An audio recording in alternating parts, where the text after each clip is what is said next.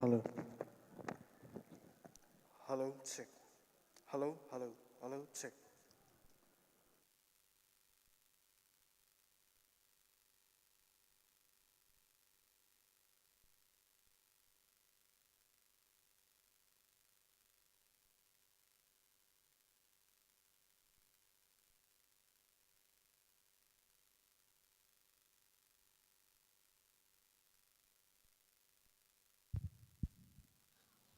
Asal ho ako na het sa khat chu hile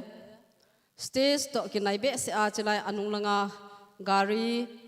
park ho gari ananga ho chun agam la diwa munchum je ba chi hol kim vel nai a hi koi lo dingin asal ho akonin het sa na akimun a hi chilai stage nung lang chat a gari parking bol ho chun agam la zep mun gam la zep ma I bol divin chilai kim vel ho hi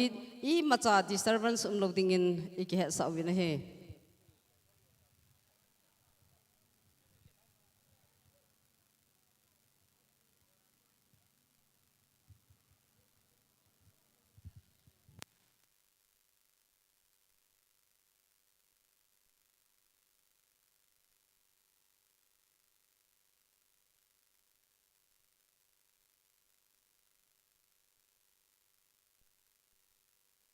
Hello,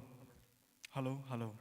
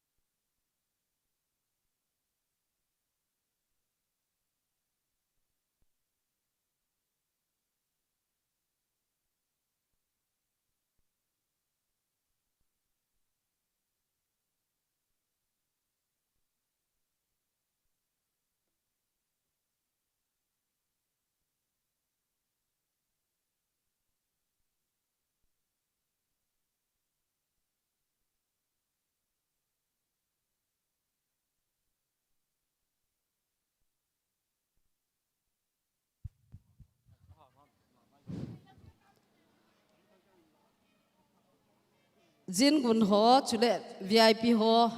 ahong hlung masa sa chu asar hon chilanga hin hin pui divin ka hin he sa e tunia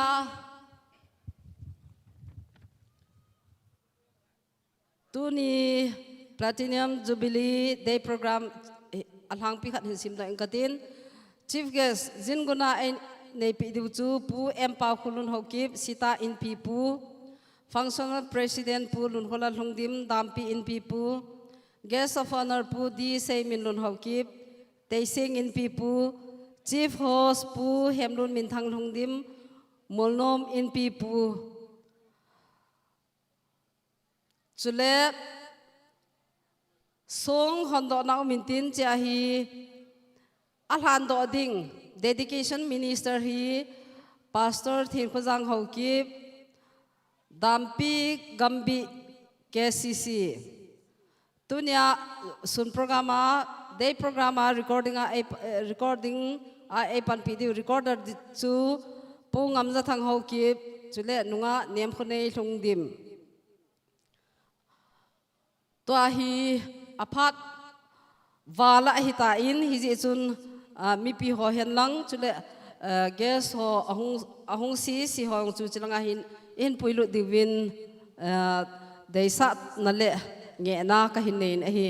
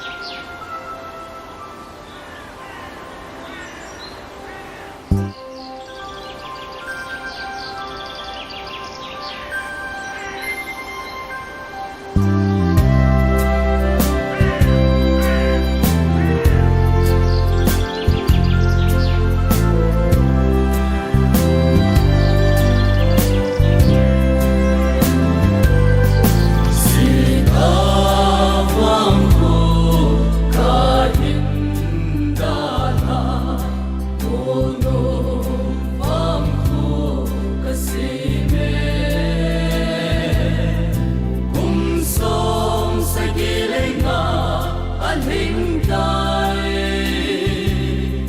Platinum Jubilee ni hình mong mun Platinum Jubilee hình mong mun cùng som sa giling ha al hình tai Platinum Jubilee ni hình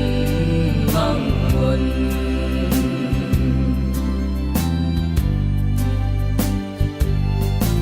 cùng lễ cho ngày chính sĩ dấu sĩ ta thô khô mê cả caria đông lâm sao hệ lâu vinh lên hàng khu huy cài nối ya hin lên hàng khu huy cài nối ya cùng sông sa giling ha an hình tai lên hàng khu huy cài nối ya hin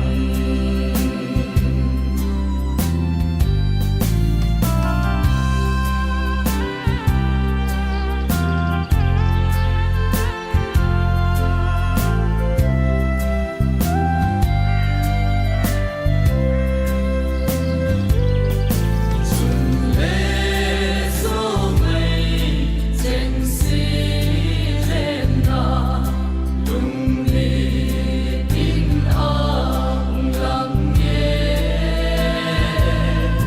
cùng som sa giling ha thiên ni hình một lâu sẽ nô một nôm vang hồ một lâu sẽ nô một nôm thang cung ký hay sông lệ một lâu sẽ nô một nôm vang hồ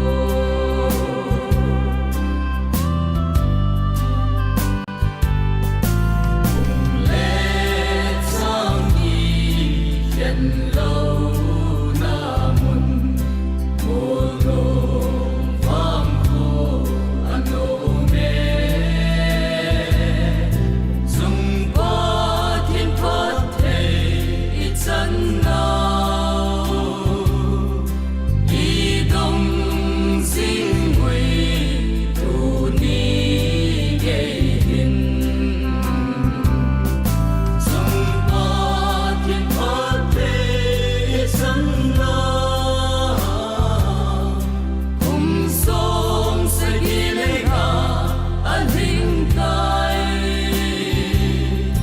dung qua thiên thoát thể ít chân nào xuân lâu sẽ nô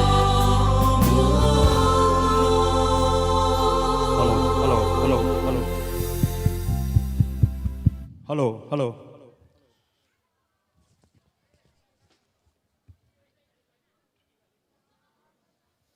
MOLNOM vang khu platinum nin nom tam khu lam dia phei phung hin song chang king le ka nga sa le hlanga chule mun gam la ta akuna hung nu le pa ulenau pi le pu lai gol lai zon lom gol cheng na bon chawin jing vai pha le chibei banjal ka hin hangu ve inanga lo zingo zin gun zin za om le kin nei pa ho hung tawin ating le ikiman cha na diwa hung min chong la sa ding ho hen lang thu sei ding taw na mang ding ho zo e bon chawin kim tawin phat pa nan neu tin tuni nikiman cha na diu hi iki vai hom na diu ama salang cheng hi chom cha ichi song kom langa khu inikiman cha diu hin Jubilee pon lop dop sang na le da pi chup na pengkol mu na ho helanga anum dinga hin ting le song han do na jong anung langa song ko manum dinga hin he chu zo ting le Jubilee zaila oina ho ina ngai tha diu hin he chu zo si phat hin han do dingin pastor si khu hen molnom pastorate area phat ana piutin aman phat hin han chai ting le anung langa khu ni ke tol diu song hon na ho da chup na ho ina nei diu hi tun pastor pas si khu hen ko te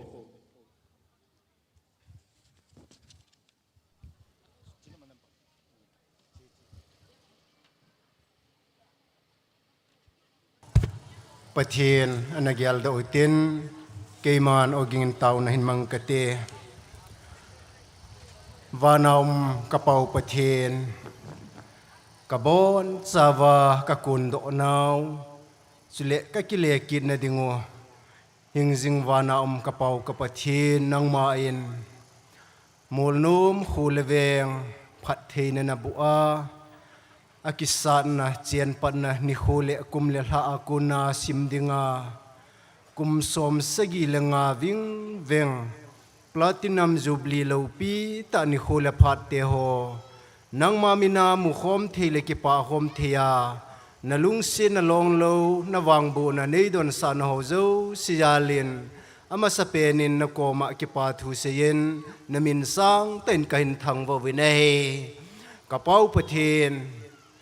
phat maban kahung kiman chanding ho zo sivahin ai dia programa min chung ho nala chate ho zat chum chuma mo pu na nei ho zo si yong pakai pathin akigun naule angai tu nau khela ama mole apoi mo dungzuya nangin na ki thupia na panpia ama hu akuna tu chung Jubilee hi pakai nang malo pi na ki phundo na kachan naw ni khule phat te ho achi sa ho sanga ahung ki ben a hi thene dingen kala wanang ma hung hlan lang programa min chung ho zo siong nangin din pi in lang ki thu pi in tin na ko ma ka taw pi na he sung lang la polanga diabol thil bol theina lem na zar chum mi mal le hul sung le gampam le sale langa thei thil ho zo se to nangin nei chum khenwin lang hi che program hi nang ma min lo pin dinga pana ta to lona azona chan gyang nal min lo pina phun do na chaya theina dingen ke ho zo sil ka phan ho zo siu na khut theng ta hung ki hlan do in thangwa to thon ei hu hing pu kapakai Jesu Krista mina na hinga ka thu mo he amen ke pa we pa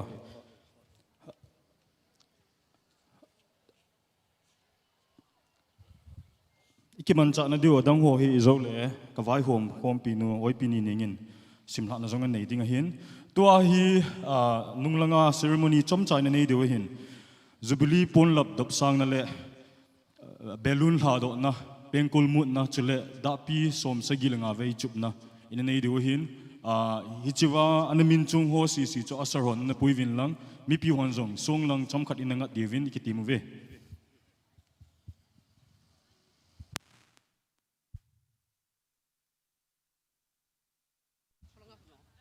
hello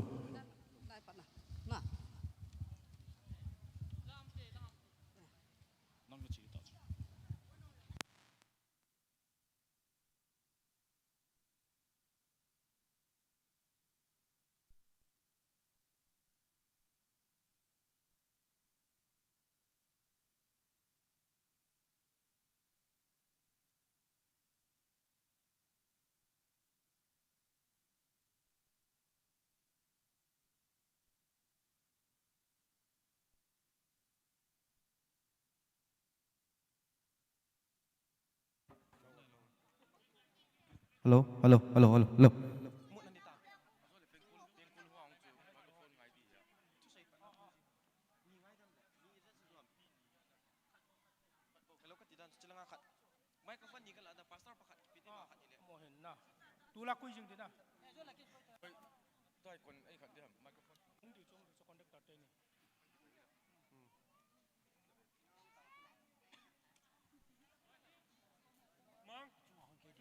Hello, hello, hello, hello.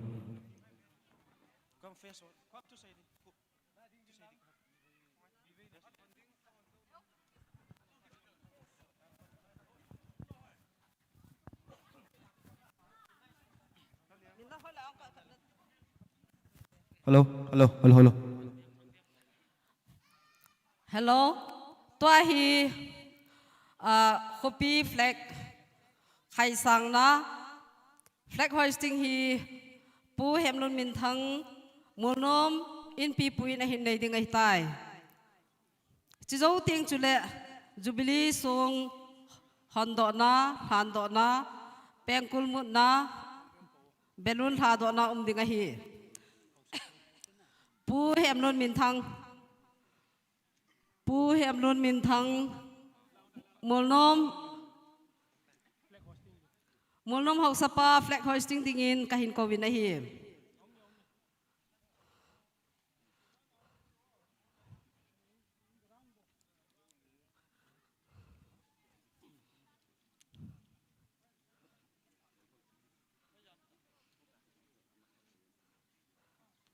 flag hoisting dingin pu hem lun min thang molnom hok sapu in flag khai do na in 19 aman ahin khai do zo le mi pin ki pa na zala khot jong iga ibe di wa hi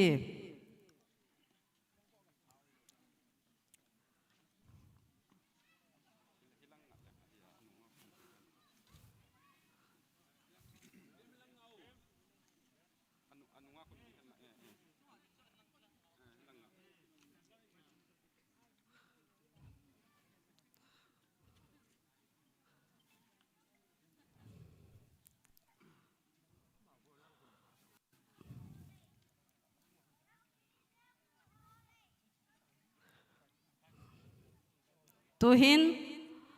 molnom copy flag khai do na pu hem lun min thang thong dim molnom hok sapu in anei lai ta hi in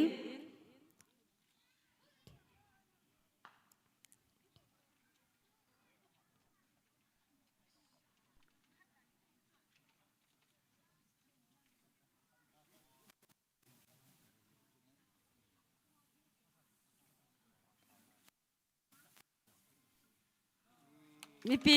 copy flag chu khai do hi ta na hi ki pau min tu hin abana song hon do na min tin chu zo ting chu le Jubilee da pi chup na aban le belun ha do na cho chu ngum ding a hi tun mi pi ibon chawin song phung muna an chi ta le han ki pau min te pastor thenjang in song hon do na a hin nei ding a hi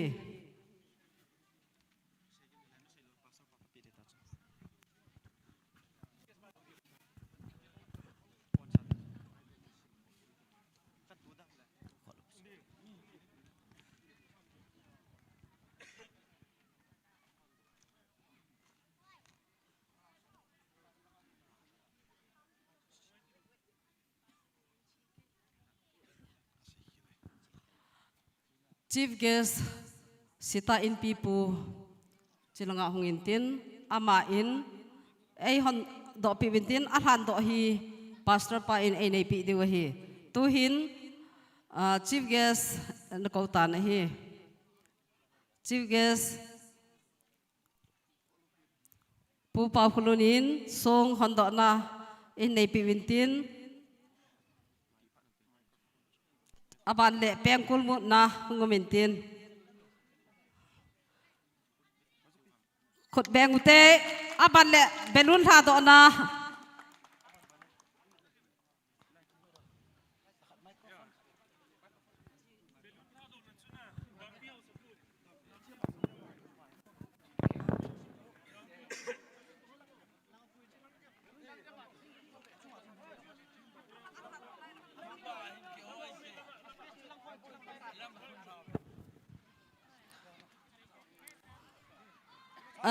song hon do na jawahi song han do na masana lai ding hi song an han do zo le pengkul mun na le belun ha do na da pi chup na ho cho apan bana hum ding hi to hi pastor pa in Jubilee song hi thando na ahin nei masa dinga hi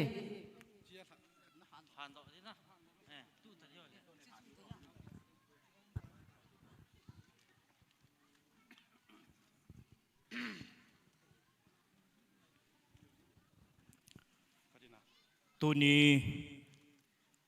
ปากายกุมซิมสางนี่แหละสอมนี่แหละนี่ลักขัดนะนิซิมสอมทุมลักขัดนี่อาฮีมูลนุมวางขุจลจงมังปะเทนินกุมสอมสกิลังอาหุยทุงแกอินปุยนาวเมลจีนะสวงผู้ฮิจันเอปุยเปาปะเทนมินาฮอนโดนาดิงกินกูนะอิดินตะเจวินอีเปาปะเทนอเวลินทางวะหูเตนเนี่ยชินจอยตะดูไปบ่เลลวันเซมปาอาเซมสานิปีลปีนุยจะมีปีจัดอิกิติดนาวจงมังปะเทนทางวะนาดิงะไบเบิลจังคัลนีกันซิมโนมินจูโจวินโจสันจงมีปีอบอนซาวาจะอินเวตานฮิซิสงกิพุนฮีเอโฮจุงอาเฮตุสาปังจิงดิงอฮีอิเจนามิติเลฮิซิสงหินปากาจินเอโฮจะอาศัยทุจังเจ้าสีจูอบอนซาจะสุเกหินฮิยาจุฮิซิสงฮีเอโฮจุงอาเฮตุสาปังดิงอฮีอาจุติโลวาฮิเลนังโฮนนับปะเทโนจูจูลนาลานับบอลจิงเทยุอฮีอติเปเฮเจจุนตุนินวานปะเทนินอิปูอิปาวปุทังเฮมอนามันจะตุนาอเจมัสจังปุทังเฮมเละอคุไว้ปุปีหอโจเซจงทางวานากูนินอัลฮาวินจงอินเววินตินตุนินหิงจังตูขังอากุมสมสกิลังอาเอปุยลงเปาเอมูสะเปาวานปะเทนอ่างตุนินอามานคูอนาสะนะอุลนาวเฮงและกอมไม่ทายกันเทเลียงไว้เตะนักโขสะอาคุมีเตะดิงาลุงละทานเป็ดนะเหตุบังอาคุนมตะเอเนเซมปีวะประเทศนินจงกุมสอมสกิลังอาหุยลงไกอินปุยนาวเฮเจตุนอิสราเอลประเทศเอโฮประเทศบุทังเฮมประเทศเอโฮประเทศตุเนียเฮจินาดิงาหินกุมสอมสกิลังอาหุยลงอินปุยเปาประเทศมินาฮันโดนะอินเอมาวินโจซาเลียขบูอิสิมนาอวะอิมูวินบุงลีจางเลียปนาจางสกิสุงอิสิมเละอิจิมาโกนาหินปุยดอเปาตุยขังเลนเละจอร์แดนอากาลไกสาเปาไฮเมลโลนาดิงาทรงผู้อนาบอลูอากิมุอินเสียมทูปะเทนหัวหูโลนาดิเวนเมลจีนาทรงผู้อนาบอลวินอาขังอาหงเซเลียนดิงขังกินาวานน้อยขังกิใจตกอาเสียมเปาปะเทนอสุมิลโลนาดิวาจอร์แดนอากาลไกวาพุงไขสอมลนีสูงอโลวาจอร์แดนอากาลไกวาอภูบังหินฮิตาบังจุนตุนีหินฮิจิสูงกิพุนหิตุนีอาจุงอากิสุนทุจังโฮโจสิปะเทนินปะเทบุอาจุเลตุนีฮิจิตุนีปะไกกุมซิมสางนี่แหละสอมนี่แหละนี่เจนอรีโตลโบลนิสิมสอมทุมลักขัดนี้หินตูนี่ดันตาหินฮิจิสงปีพลาตินัมจูบิลีสงกุมสอมสกิลังอาสงหิปาปะเทนจะปาปะเทนจนเลหกาวเทียงปะเทนเมนินปะเทนวัดหะนั่นแหละมีปีฮิซาดเฮตุสานาอะกันหงดอตานปะเทนปะเทบุตาเฮนปะเทนก็มาเท่านักมันมาอินอาจุงอากิสุนทุจังฮิกันซิมดิงอหินMOLNOM Village 1947 to 2022 Platinum Jubilee founded by Nexubadal Thanghem Lungdim Kuki MC False Military Cross recipient and founding member of the Assam Regiment. Dear gracious Lord for everything, bow and pray to the full generation to come. MOLNOM for all for MOLNOM, unveiled by Pupau Kulun Haukip, Chief of Sita. Dedicated Chikay Kaitan, erected by Sri hem luôn min thang lung dim Chief of MOLNOM and MOLNOM Platinum Jubilee Committee on 31st January 2022 Pathenin Pathibu Untin Som na song pi Kingay lu na song pi Kikuto na song pi Pathenin hupi ay will now Hagaw la ta sa isim pat now Hupi hidingin Chung mang pathenin Hijisungahin Mizo si ehupi divin Pathenin wang ibu pi tauhan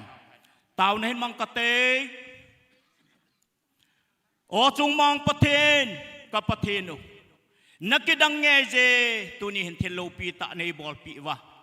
Kaputang hem Nang main Hijigam lalaisit na namusa Gambe numta Pakai pathen Laisit na nasim Pakai sitawang ko dalhaa Hilay mun na hin puilunga Tunya Atsate atute Atuson kanghon Tuna hijiwang kuzola Naipuy na utusim sa ido na dinga Kumsom sa gilanga Platinum Jubilee sung hongdo tene koy hohi Wopatin napat na lopita ay namin Kantang wavin Kipatukan sa itawin hin Hijisong hin Hupi kingay lut na punsahan Kingay dam na punsahan Kikuto na punsahan Naipuy kit na diw Melchi na song hijinghan O kapaw patin Tunin hausa upa Vai hom masahozong izaan hamkat Kalawa melmun umtalaw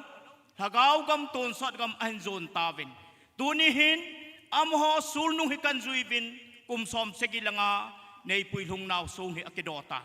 Akihong dotan Nang man hichisong akisuntutang jausi Nang matangwa na Nay ngay lut naw Nay lungsit naw Tangwa na song Kang hunglungkit di nga zong pakay Mitehot an simto pia Hichi khuzol hi pakay Nang man damtay na khuzol Patay na khuzol Mitamta miching kisep na Mithim kisep na Mihoy kisep do na Mipa kisep do na Mihaw kisep do na hihan Pakay patay Nang man kakuba hunglang tayding Hisigaw siya ko ni hoy do Kunumpin nang mga naku Nalatsa kisep do na hihan Nagamaway kun na khuzol hihan Nalungsit nawangbo na khuzol kahinumbin Hichisong chunga kisun tutsang jaw sihin Pakay kusunga tseng jaw sile Tunahung khom Nula papila pu ulanaw teho jaw sinjong Napad na kasim na Nalawpi na kapundo na usunghin Chulawa pa ajing dinga Hichisong hi Pakay patidangin patinibu pi itawin tia Naminalhan doa Kadoa Hupidam na ta Had na ta Pakay patin hitahan tia Namin lawpi na pung doa Naipuy na utusim abana Naipuy kit yung ngay saa Hulaveng hausa upa Hutseng jaw sihin Pakay Vangam ni hu kanganaw hi Hunumpin Huhay pinat nisim tawin tia At sa apakay Nang malungnat na Nang malunghan na Nang malhasit na kabolda uzong latunihin Hijiso nga ko na hi Namin kapat wakataw na Nay ngay dam divin ngay dam kantum tawin na hi Pakay Miching mitim Pakay kumtam na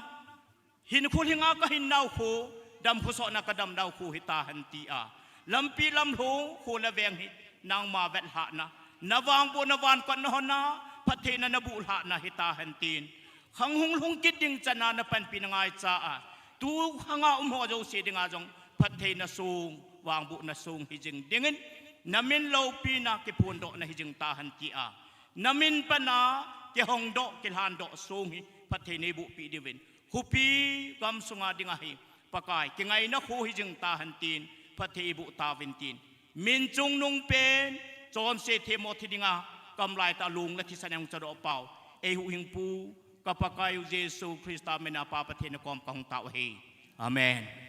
Hijisong patin minakihong dohi Hoy tabang Musit na Engsit na susimle Patin Gawsap na atsunga Sudinghin Amawang hetlowa Sukil to okil niya subal Susim kakli patin ngay damtahan Patin lo pinatang tahan Belun thado na hi Hungum paintin siya hi Pulun kulal Dampi in pipu in hilhama sa pentin Aban na mipihon Aban ba na ilha tau diwa hi Sula pengku hung kimut pay ding hi pu lun kolal dampi in pi pun benun tha do na a hin nei ding a hi aman an tha zo zo le mi pi hon aba nai tha diu he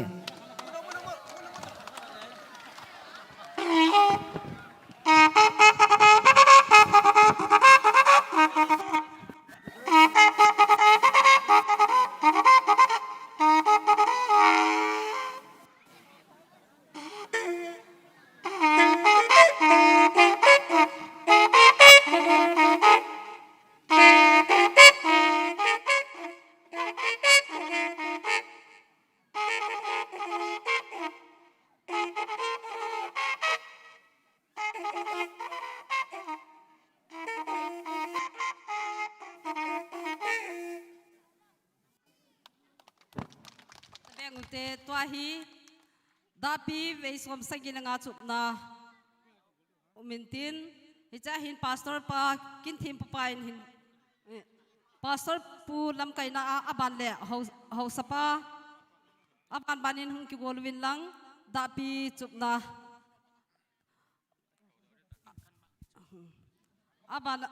aban banin ki golwin tin tu hin pastor ho jingun ho upa ho evangelist or missionary ho hong ki gol so Kevin tin salen hanga church committee ho ki gol jing win lang aban bana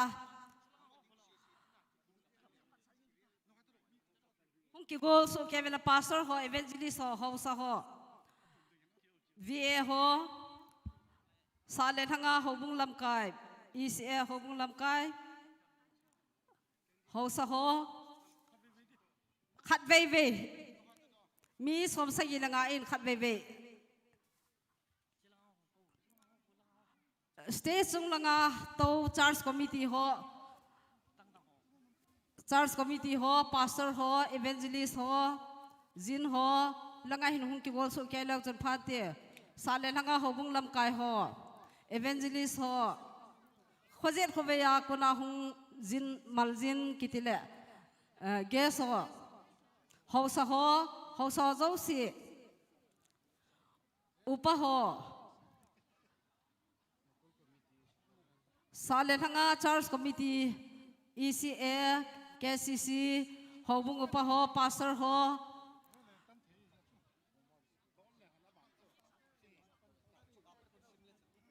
kan tol jing ta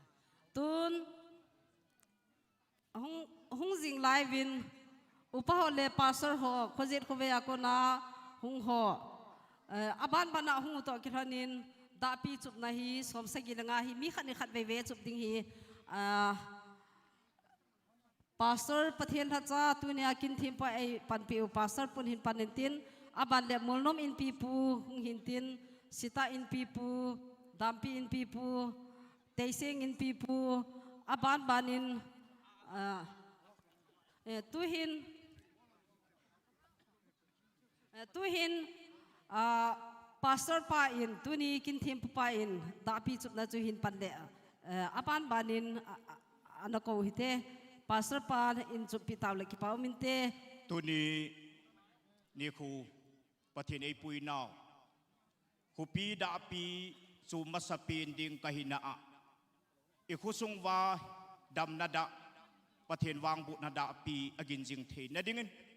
pathin lo pi pon do na da pi agin jing the na dingin tu ni hin pathin asu na ito sa kin da pi hin chung tang ka te pastor thi lang chum tan tun molnom in pi pu hem non min thang hlong dim molnom ho sapa abanin tuni jingun pu pau khulun sita in pi pu abanin pulun kholal thongdim dapi in pi pu abana pu semin lun teiseng in pi pu abana Reverend LB Angam former executive chairman ECA abana Reverend C Cohen area pastor MNPA abana upa seilet abana pastor Chung Huzam abana selun pu selun abana evangelist Bomboy abana zel hung dim em so gel in pi pu upa jam hugin abana pastor jang kho abana pu hem za thang pu thang hem mc cha tel a pasalla dam sun aban pu pau khulun lazang phai in pi pu upa daulun pu di thang khule sa ke salbung in pi pu si kholal bethal in pi pu lin khu pau upa jang pau upa hol khotong upa len khumang reverend solal evangelist thong se pastor se tin pau pu zedongal pu sin khumang pu on pu defense chairman upa khailun milun zamgam pu thong khulun thing zabong in pi pu reverend pu hem khulun upa demang evangelist let khulun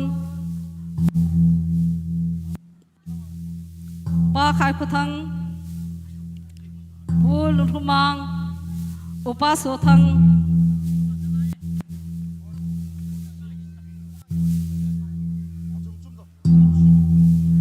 pu pawang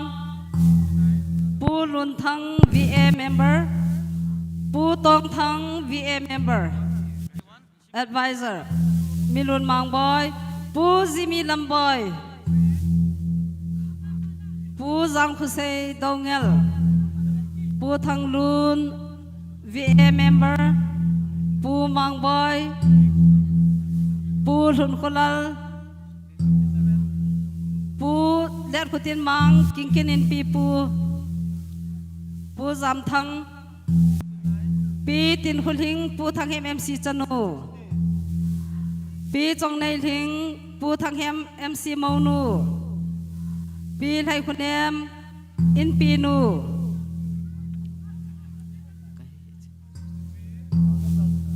pu ot khose pu thang tin lun va member pu thiên thang pu so jam va secretary pi boiling Jubilee committee member pu thongin Jubilee committee member pu hensei Jubilee committee member pu khomang va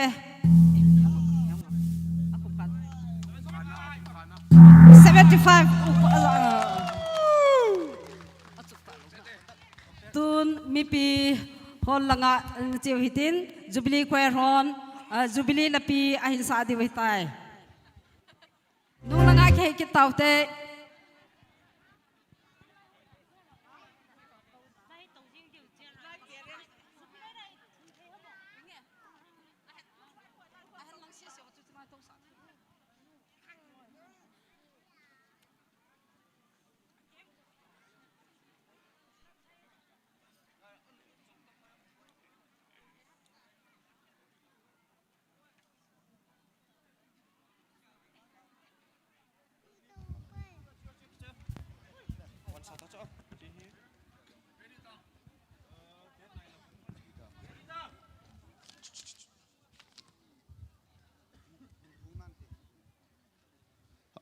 amasan hita bang ni kholau pi ta ai musa owa pathin thangwa na ka hin piwin tu ni khwa platinum jubilee lapi ka hin sa deu he hi le pu ls mangboy na hin simpi o hin ama o ma le lung se ta na khat vai hung din do pi le ki paw min te ki paw me in tau pi tawin tin chila hi alapi chu hi le chungmang pathin tila hi in hechla ka hin sa chai chai ting le nilopi tila jong ka hin sa pe pe diu hi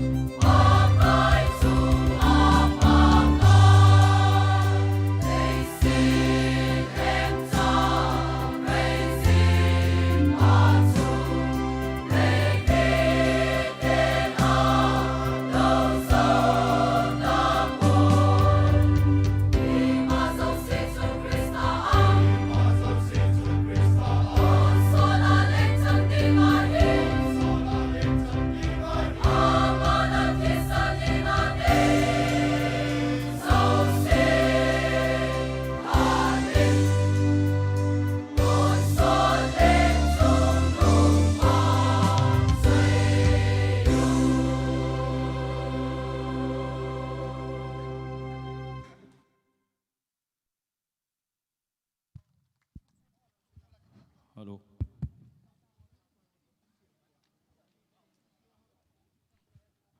Hello. Vang khu nunga gulang ho na kisai ngai nau na gunchu nau zalin patin thangwa thainu min tunin no zo si chong ke pa thui phong kit vin no hong ki gut sungin thupun poimo ta ka neutin izo langa thingba a balloon atang dane tia nalung khamo zo si chu atam zo hui na lo mong tan analung op kai to pote ti chu ki phung do hin abana hi pulin chung kuki idol pulin chung le alom gol chang akuna Jubilee lapi na ngai deu hin amo lasa sunga hi Jubilee lapi ngai sungwa hi chapang ho akuna zong lam vet sa na ina vet deu hin hi cho zo si hong ki chai ting le Jubilee chairman upa zangam akuna mi pi hung zo si nai la gam la kuna hung zo si lem na thu sei na phat ina ngai tha diu hi tun pulin chung le loi ho i ko ve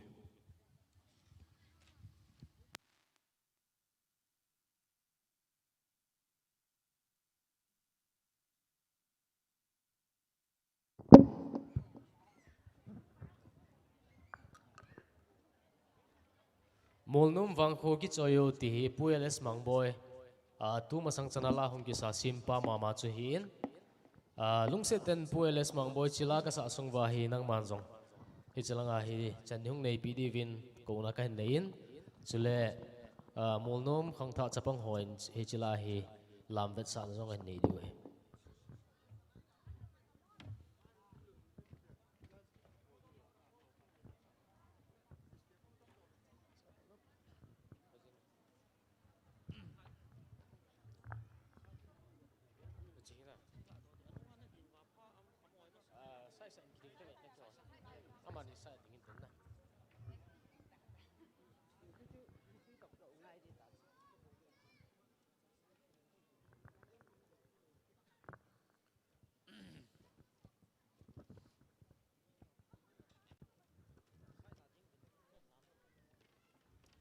amukhatam ta zongim diu hin pu ls mangboy tu le tua cookie society songa dinga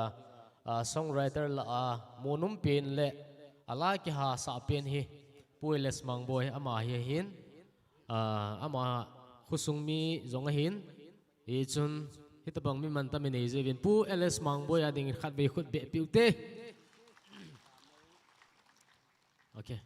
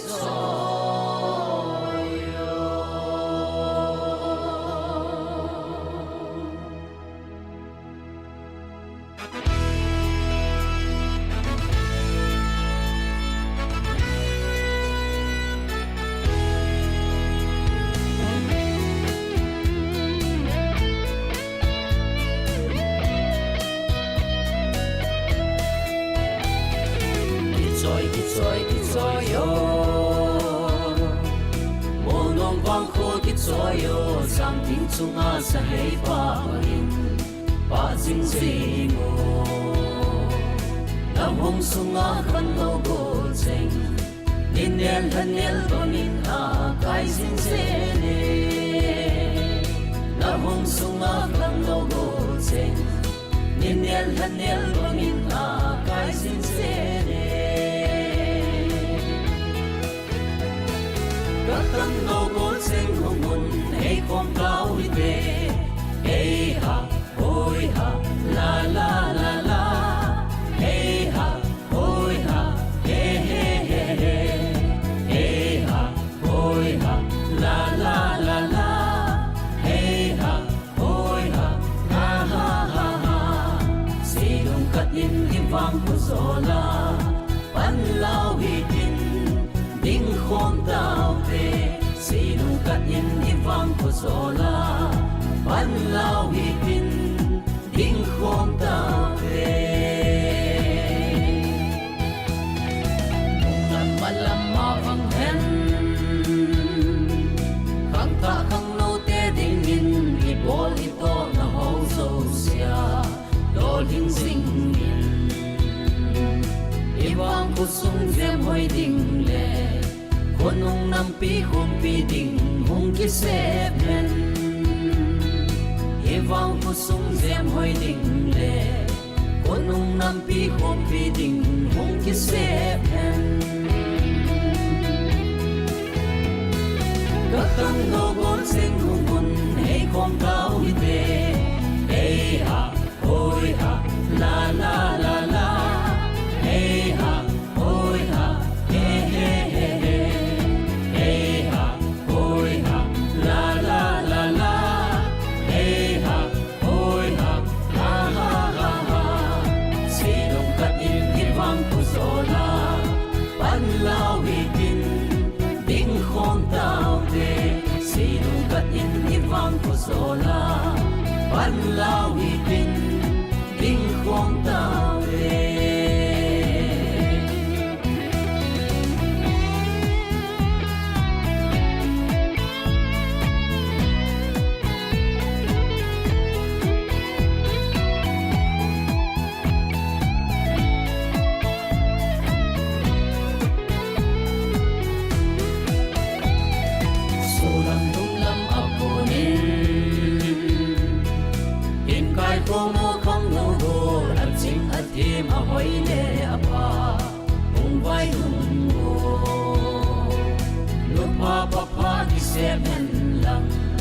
Tang vung ko pi kit soy bang kit soy se lo Lut pa pa pa kit se men lang Tang vung ko pi kit soy bang kit soy se lo Gatang no gol sing hungun hey kong tao ite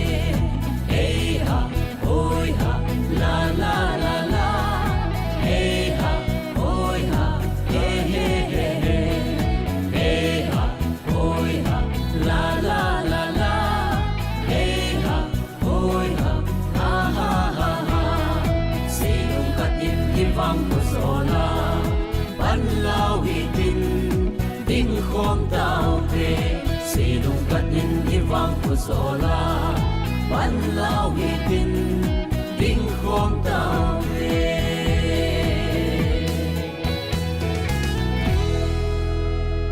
Bon sawadin paten patay bu pitahan.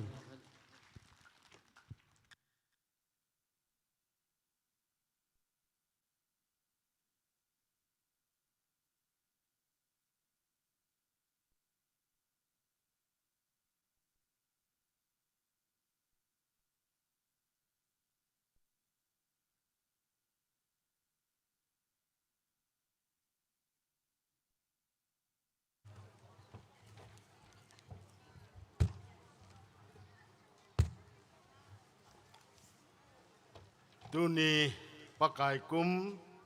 31 January 2022 MOLNOM Platinum Jubilee kum som segi langal hinna mong thei dinga ya kai gun tu piwa e pau pathin chu amasapenin thangwa nai pewin mi pin bon chawin pakai phanna khai ve som hote pakai phai apa Josen pami tunia jin guna ki ko ho yo si jin leveya ho sa ho inam sungo walam kai chum chum ho chule munang danga pana tuni MOLNOM Platinum Jubilee MOLNOM te ngai lua hung kalson ho yo si no bon chawin ngay lúc na lim na jana salam kahin pv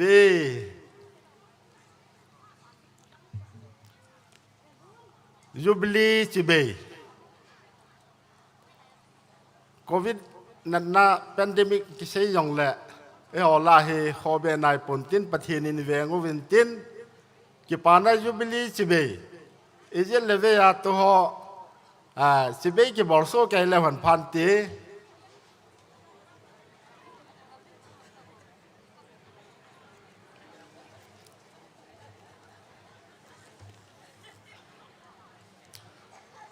Platinum Jubilee Committee โดยเลตุก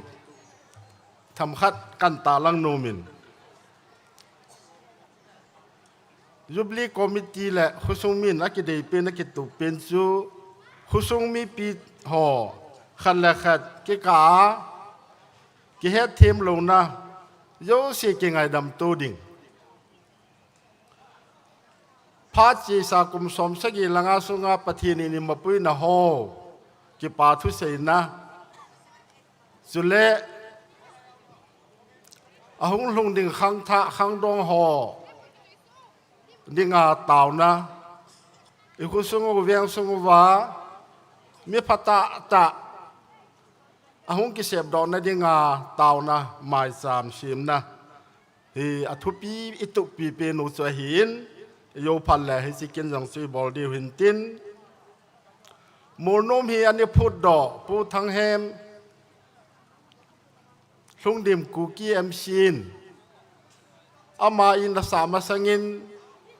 ประเทศเฮาในดิ่งเฮาอินทสายน์ปะกาอินจูสมัสลังอามานเกอินดินโกอินเกลปีนันตีอันนี้จีนฮิติจุนประเทศเฮาในดิ่งอินอันนี้สมัสายอากิตีนะเฮฮิจียองสุหินตินกิดังไตนมูลนุมฮีประเทศพัทเทโบนะอิสังวินมูลนุมเอเรียสุงาฮีเลโนยาฮิตุยเทงูมาหินเวลสักเซสโอเคฟิลสอมทุ่มสอมลีเลยาเลยตุยเทงกิมุยิงอีคุยเอ็ดคุยว่าโลอาบานามูลนุมเลเซนหอยดันซูกูทิ้งมุจีสิวกิตุยเสียหอยโซแกยิงหุ่นไม่ยองอปอนทอหอนกลุ่มคณะสร้างสมนีสมทุมอินกามมูเทียหินสิฮีอีเกลดอนาบัมอิเลวีเววินลังฮิเลวสันปะเทียนพัทเทโบอิสันดานหุยตุนีหินทานเกลดอหูตินสุบานะมูลนุม for all for มูลนุมติน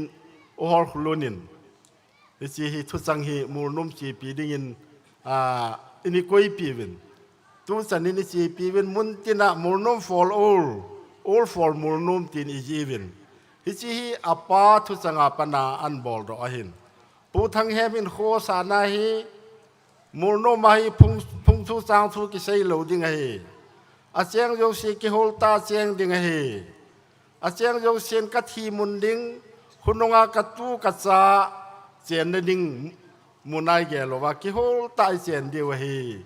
ที่อาจูมูลนุม for all for มูลนุมมาเจียงโยสิจนมูลนุมขันตัวในดิ่งอังไงตัวดิ่งฮีที่อาปนาอันผู้ดอหินอามานิดาลตาวินฮิจิทุสังฮีมังตะโลดิ่งฮีนะฮีจุบานะ Platinum Jubilee มันโกนวินฮอลลุนฮีโซงาดิ่งยองดรามหินบอลโลอีทีวินอบอลินดิลีอาจินินไอดาลตาวินยาจูอามาดราบสาขลขัลฮีทรงสุงาอีจีวะหินยาพาสตอลปานะสิมลาจูสุเลโซวินเอลฮีตุนาฮอบดอดิ่งอากิเดยินไอวางเอลกิดูทุสามากินในเบนตัวนี้อีกมันสานเอาอีเวนต์โยชีให้ยาวด้วยกินได้กินตันสิบเยสหออีทิลบอลหอโยชีให้โซฟินลายาวด้วยกินได้ตายินคุณนุ่งบอลดิ่งพากิสายคุณนุ่งเละหุ่นกิบอลลินตินตัวนายเยสหอโยชีนะหุ่นกิถาปีเดียวเฮนั่นยิ่งโมยาวโซเกดิ่งเฮที่ตัดสินกันผงดอยินตัวนายเฮโยพันเละ a brief autography of ปูทังแฮมลุงดิมกูกี้ MC ที่อตุปาดักเตอร์ MC ทังยินฮอลลอยนับบอลซื้อโยสังพันธ์และหอมดอกเดียวเห็นตินที่ฉันจะลองปีอินโทรดักทอรีสปิสนานากันในเห็นตินตัวเห็นเยสหอพูนโดนะกิปาปีนัดฮิลบอลในหูตินอามาสานปูเอ็มปาวฮุลุนเฮากิบตัวนาจินกุนซีบเกสสิตาอินปีปัวเห็นอีปีตาสิตาปาขัลฮีตัวนาจินกุนอาเกโกฮัมที่เฮลโลยุมขาเดียวเห็น ปูทั้งเฮมจูสิตาขวานี่ปิงเฮสิตาขวาหงเซเลนะสิตาขวาปนะมูลนุมันสัตดอเฮยาจูตุนาฮีสิตาอินปีปูเฮสิบยาสากิโกวะหินจุเลอลอยนูลำจัลเฮปีลำจัลเฮปูทั้งเฮมลอยนูยองจูสิตาเตมาหินสิตาเตบากายสัมหงเฮาสปูจันหัวหินเฮ็ดเดียวว่าจูขายโฮปะมูลนมแต่เดี๋ยวขายโฮปะทางโฮเปาเนียหินนะสิตาเตลากิขายไล่ตาเป็นขายโฮน้ำแหลกขายไปห้องเดียงละจนพันเด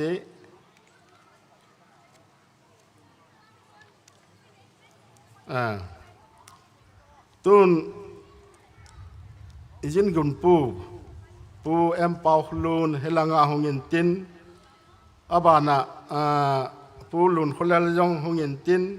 อาบานะเกสออฟออเนอร์ดี4 millionยองเฮลังเห็นดบอนุนหงวินลังอามาสานเอวสปูฮี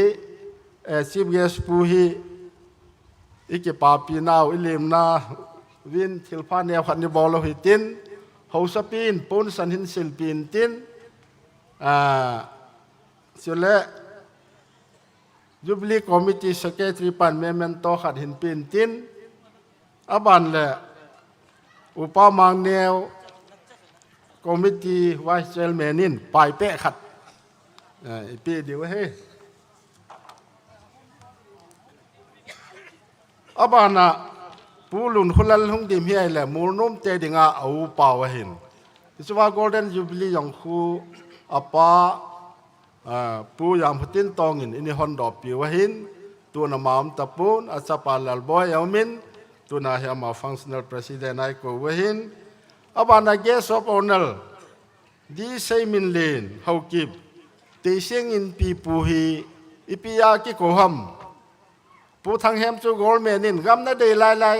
ก้อยฟรีอากับปีดิงาฮีอาทิยหินไอ้วางินามันกัมเนฮอกิพิษะลุงเฮดิงฮอลิน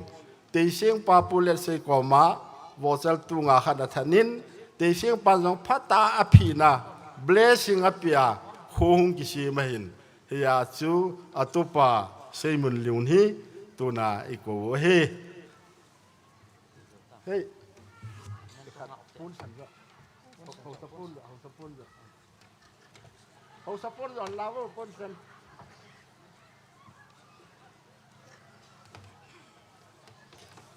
เฮาซาปนสันงยางศิลปีเฮาเต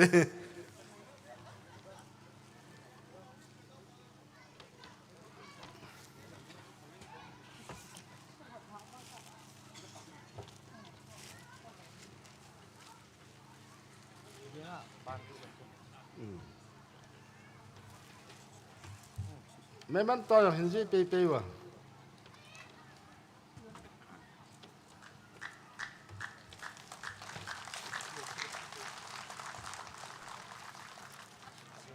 มันตัดสนังเตียงตัง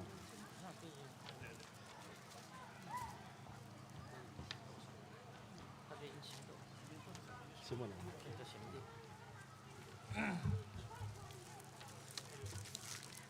อาทุฮี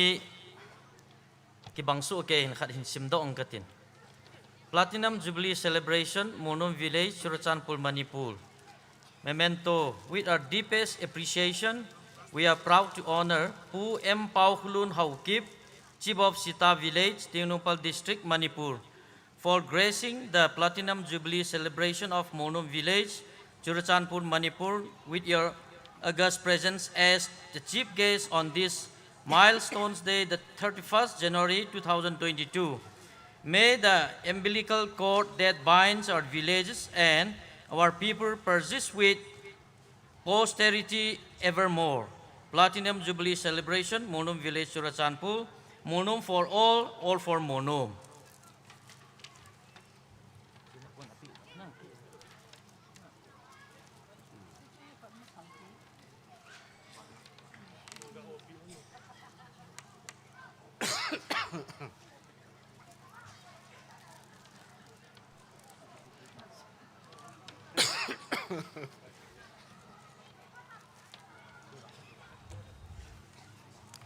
อบานะมูลนมหัวสปูยังลังอ่ะหงดิ่งดอดดิ่งกันตีมีทางเบียมยังฮีจะปังใจวางินอปานพัดหรือว่าอิดาลาหยองและคูตุสันหินปะเทียนจาลินวายปุเทยินปลาตินัมจูบิลีมันในดิ่งโปรแกรมฮออันกงกัลเทยินคอมมิตี้ชิมฮอมูวินสุบานะคอมมิตี้นัสตานิงายังมูวินลายตุนายส่งหันเป่าฮีอามันโดนินอบอลหินอาส่งต่ออาจีมันต่อลักขัดและสร้างขัดลังอลูนินยาฮีอากิบอลโยสีฮีอามามินากิบอลฮียองแหละกิปาเวสานมองมองอามาย่องฮีเขาสปุนขัดศิลปีเขาตินปลายเปขัดย่องเปียวตินเมเมนเตอร์ย่องปีแล้วหันพันตี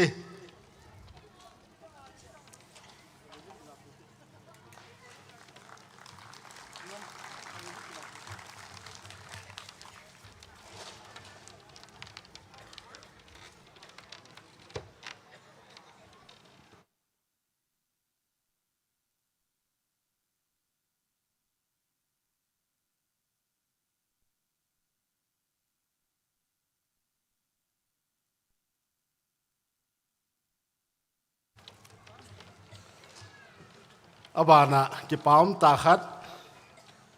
อิโซปิวเปาลินลลเฮากิบอามาฮีไซคอนไอเมเลดิงดิงฮงกิวงินมูลโนมินเบลวินอัลทอริตี้ฮอกมาจูบิลีนัมันดีไว้แหละบองขัดปองงีอาตีนบองละลายองอันเลนาเลนมองขัดอามุยเซนกิดังนาซาดีไว้เห็นบองเลนตาขัดอิซอปีวินดังการลักขัดอิปีวินอามาสุงายองหินทิลพายบอลนมวินเลเลลังอาหงดิ่งลังลำกายฮอนปูนสันขัดต่อปลายเป้ขัดต่อแม่มันต่อของอีโกโนแหละจิตซื่ออีขัดเปียวเลยพันเจ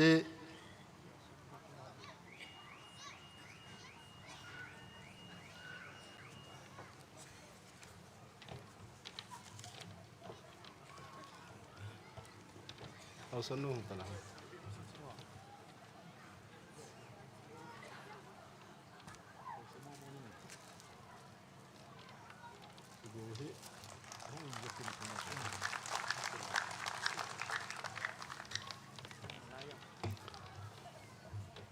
บานาฮีปูเปียสาวเก็บยังหินดังกาสร้างสมงายันสะเจาะในดิ่งนี้ตูปีวิน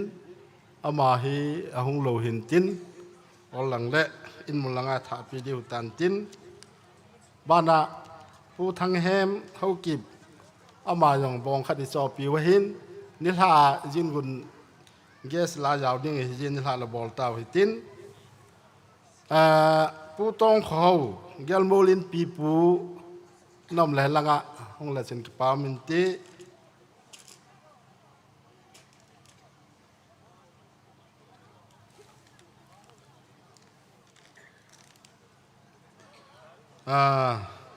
ต้องเขายองหินวอจ่าตู้งาคิงเซตแค่ดิจอปีวินลอยหอนปูนขันหินศิลปีแล้วเซนกิปามินตีกิปาเวทซ่าในบอลโลหินตินไม่มันต่อหอฮีออลบอลตาวเต้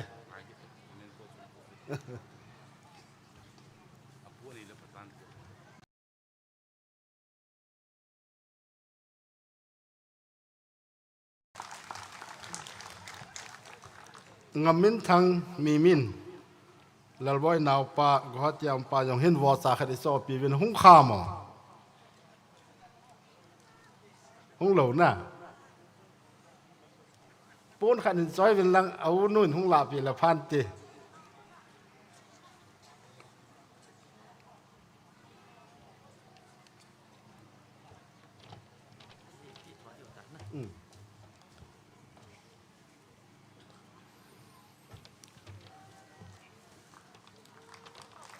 อบานหิน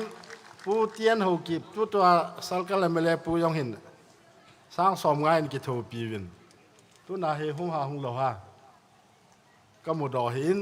อมองจูกิปาเวสานหินปูนขัดกิศิลปีและกิเตียหิน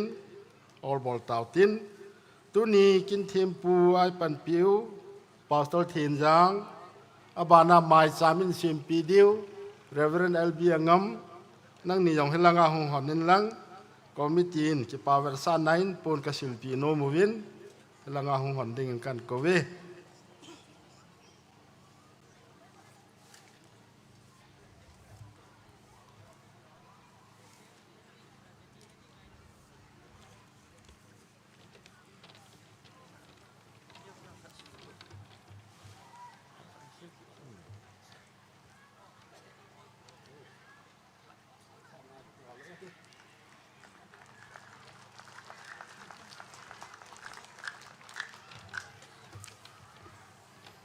ตัวนี้เวลกัมเนเดรสยาสาวางสาวดีนะนี่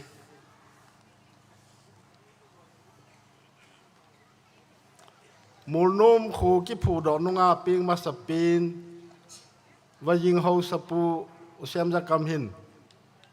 ปอนทอไตน์ไล่คนมีทุมลิมากิไตน์เอามาหอดจังฮีมูลนุ่มมาปิงมาสาฮี1947คูกิผูดอกนุงอาตีนคุยนอะไรจอยน่าลาหอยง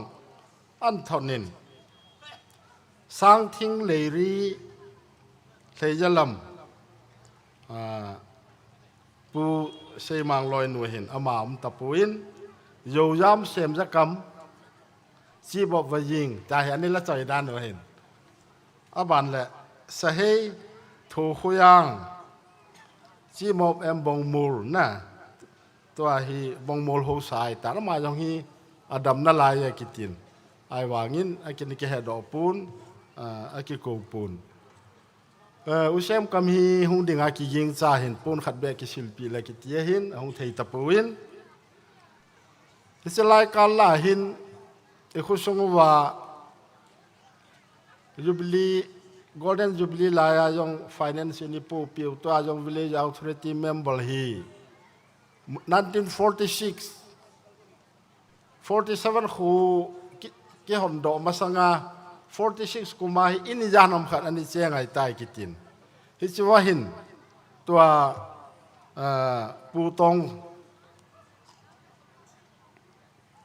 butong khu thang hi aping mà sapin cái hi ti chú ama kam ta pan ni na ki yain ni dang hi ni sei do khapu win ai pi yong le khubul phut la chu chapang sen hi yong le niu mai tai adang amel mu ding talo na ama hi inei suno hi tain ama yong hi ike pa piwin tu sana pathin dam na pia tu ni platinum jubilee amu thei ke pa pin yong hin tin pun khat asi le wa le ha san tin amuna ka sil pi jeng taw te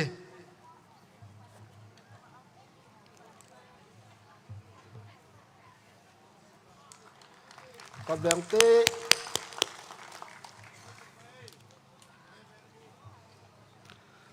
ผู้ทางแฮมMC และปีลำเจลเฮลายกิลกาฮิปัสสัลทุมนุเมทุมมาหินอบอนินหินคู่เฮียจีตายตัวหินีโบเสียมินปัสสัลทุมลาอดัมสุนเนยฮีผู้แฮมจะทางลงดิมนุเมลาอดัมสุนเนยฮีนูตินคุลิงกุมสมสกิลขณะตายอุเฮมจาฮี6 March 1946 อาปีงหินกุมสมสกิลกุบยูบิลีต่อเลียงขัดทิมนะอามานียองฮีมีลาพลโดดกอมินอีกป่าปีวินกอมิตินปูนขัดศิลปีเฮาตีอุเฮมจาเต็นลิงลังอาหวนละจนพันตีเอวสปูและเอวสปิวลายกิลกาจิลาลาตุนสนายดำปิวมานีบัวไว้ตายินอีกป่าปีวินปูนศิลปีเฮาตินมีเปลี่ยนขวดแบงเฮาเต้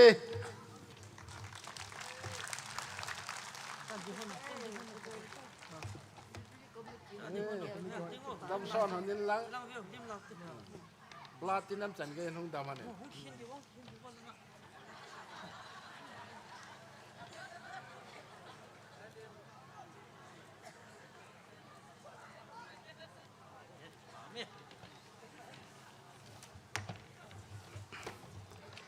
อาบานะเอวสปิวยองฮีปูนขัดเบสิลปีเฮาตี ยามเชินอิดาลหานุงูทางเบียมสปังสาหินอามายินคูวันไว้ปัวฮิจันนิเกยอหินตุจงปลาตินัมยองฮีฮิจันทำขัดอามาไอเดียอามาปันลานาฮิจันฮีกิบอลรอเทหินเกลินคุมิเตนกิปาปีนัยเฮาสปี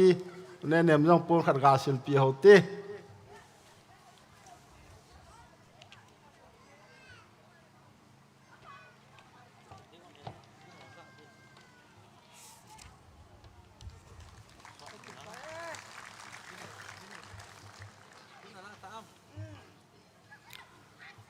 อีว่าข้างไลหอนันสาวลางไงตาตาอีบอลปิวเอเลสมองบอยที่เฮอเมลกัมูมาสังนาลาฮีกังไงไงยินกัมูนุ่มเกยินตัวนายกัมูปันนะหินเอเลสมองบอยละบอลหอยยังไงเทยินตัวนินยองละไงตาตาบอลหอยสะดอเทตาวินอามาสุงไงยองกิปาวินปูนขัดอิสิลปีโนมูวินสุบานะตัวเนียลาอิสาปิว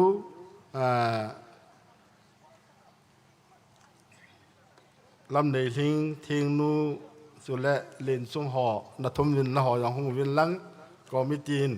กิปายาลินไปสาแถมซาซากะวงวินมองบ่อยหินหอจังเสียลังอะลูเสียตันหงกัลรอแล้วสุนพันตี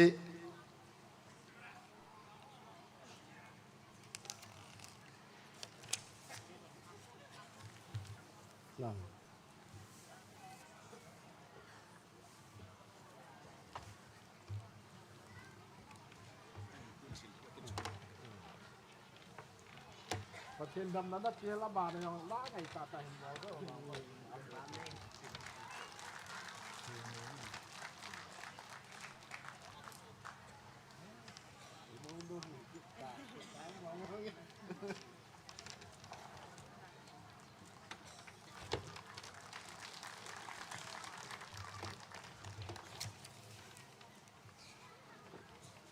กี่ปาทุเสียดิ้งตามิน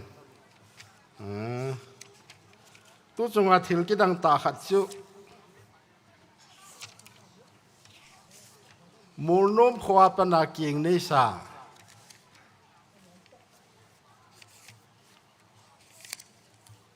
นูเตหอฮีมีจะขัดละงาจะขัดละกุพี่ยังกาสนาสงกีเบลกิลอมินอามาหอหินจะงาสร้างขัดแต่แกพลนักคำเสพข้อมูลวินได้แหละตัวนี้ลาเล่นมิสคอนเทสบอลเรียกิตินอามาพหอนลักขัดบัตรเจนันเสียมูสุกิลุงดงไงตันไอ้วางินมูนมสนุเตหอกิงในสหอมีจะขัดวาลเจลินอันเสพข้อมูลวินได้แหละลักขัดและสร้างสมละกูลังอันดองดอวินนะนี่ลาเล่นมิสคอนเทสบอลเดียวยาการให้มาหอนสปอนเซอร์โจวินกี่เป้ามองอินที่จะว่าเห็นหอยเนวฮีไอ้แต่ปนามูลโนมาดิงะอาจจะนี่มาสังอาจงมันตั้มอาจจะนี่นุ่งอาจงมันตั้มขัดไว้มีปีมาสังลาคงดิหันลาขวัญเห็นใจโอ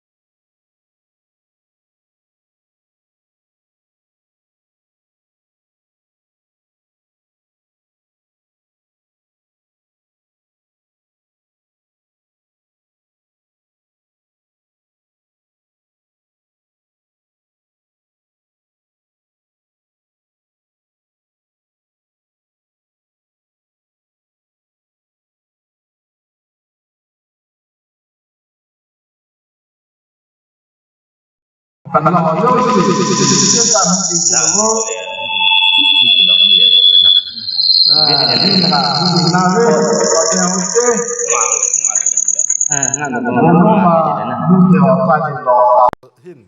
itui ne diu en hun na ding tui ya ka ya mon sponsor yo vin na ki pau mo mo ngi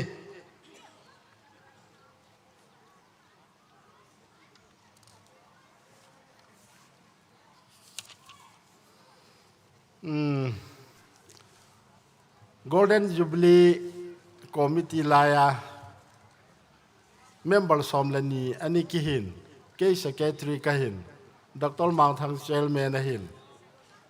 mi nga lang hin khu hi chi tan kum som ni langa sung hin adam na la hi mi sagi akiumin Golden Jubilee laya committee member adam na lai si tu na hung si vai le na si wa hung ding do le han pan ti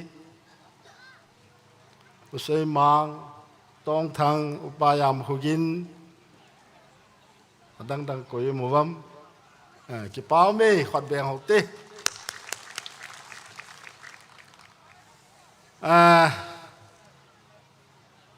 Jubilee committee ho hi aban banin phung lang phar sot ben tin Jubilee committee hong langa hong ding win lang so ki bol ho te drodis ki bol ho te ho sapuin hepo chairman na tu de hi golden ayong secretary na hi natin kadam thei ta him ka har yo tapun ka ngap chamong mong pui katila MOLNOM fel chi authority ka seleng wa ka gun pi na hi lung kham hin he puatin atil so asei tila so ka ha ta san lo hin adi mo mongin ka loi ho fel da no hi tu chung hin ka ha chinin mo pu na chum ba ki pin ke hin nom ta vai ho ma ka hin ho sa pu thang bem se chu di ka sain fel mo win ke ho chang se Platinum Jubilee Committee hung ki introduce ka hi ve ka hi na chiu ban hin chiu la hung sa win tin he chan chu hin tin mi pi hoi bon chan chi be bon nan ban je chi pha lo ti ke ho chang sin ki pau mi he chan chu welcome address han lang al hing la lom len la la sun jam tao ti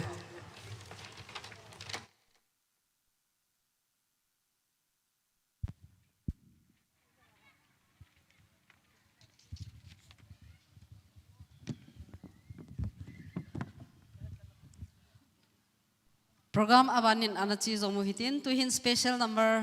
golhang lalmin lun anako hitin chuzo ting chule brief account of pu thanghem ku ki MC chichu Dr. Hem khothang ama hung theilokji in Dr. MC thangin ahin bolding a he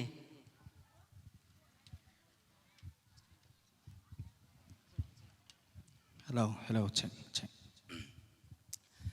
Tuni hitawang phat pha emu sova masan pathian ka thangwa in chuta le hong ki kho mi pi te zo si na bon chawin Jubilee chibe ka hin bole chule tuni wa joila ka hin sa ading hi ana talo pu MC thang hemin adam laya hobung la dei thlen Krista song pi ti chu ka hin sa adi hi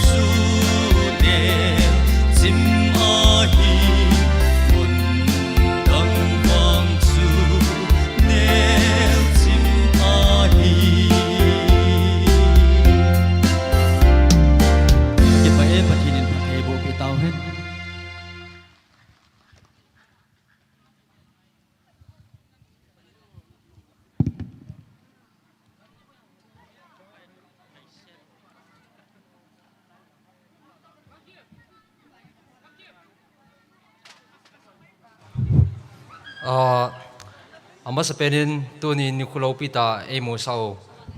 hachung nung pathin pu Abraham pathin Isaac pathin Jacob pathin pu thang hem MC pathin e ho zo si pathin thangwa na kapin hi tu ni nikwa hung kal sung jin gun zaum ta le khosung mi pi te ho le hang mun chum chuma pat hung kal sung nu le pa su pi ul naw te ho zo si na bon chawin platinum jubilee chbe ka hin bole tu ni a hi le khabu kharong ka hin bet chanu min tu sung jubilee a hi kapu tu sim hi su do te ding kan ti win souvenir chu ka nga gu ro le program short lighting hi ja chu last minute decision a chu hi chi lekha hi tu nya hop te ding a ka hin su do hin hi chi a su do na ding a hin ki thopio ko su ne hin ko su jam hin amani chunga jong ki phatu kain sein chule ko hem thangong hin zo a chun a hin hom win a chang ho chun a khol le ni ke share theo hin aji chu last minute naung ke bol ja chu limited ta ka hin bol kha hi a bu chu hin bet sap me me nge chi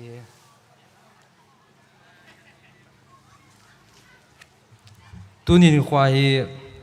kapu tu sim sei dinga hi ko hem thang Dr. Hem thang lungdim tu tua IIPS Mumbai Department of Public Health and Mortality Studies a professor le head of department ahin ama hin phat ahung la di dan ta hin long le 23 January ni chun center a kunin order suetin NAC team hon ahung visit di amho institute chu ahung visit di ji chun ama chun kong thelo di tai a hin ti phat en ko thang be min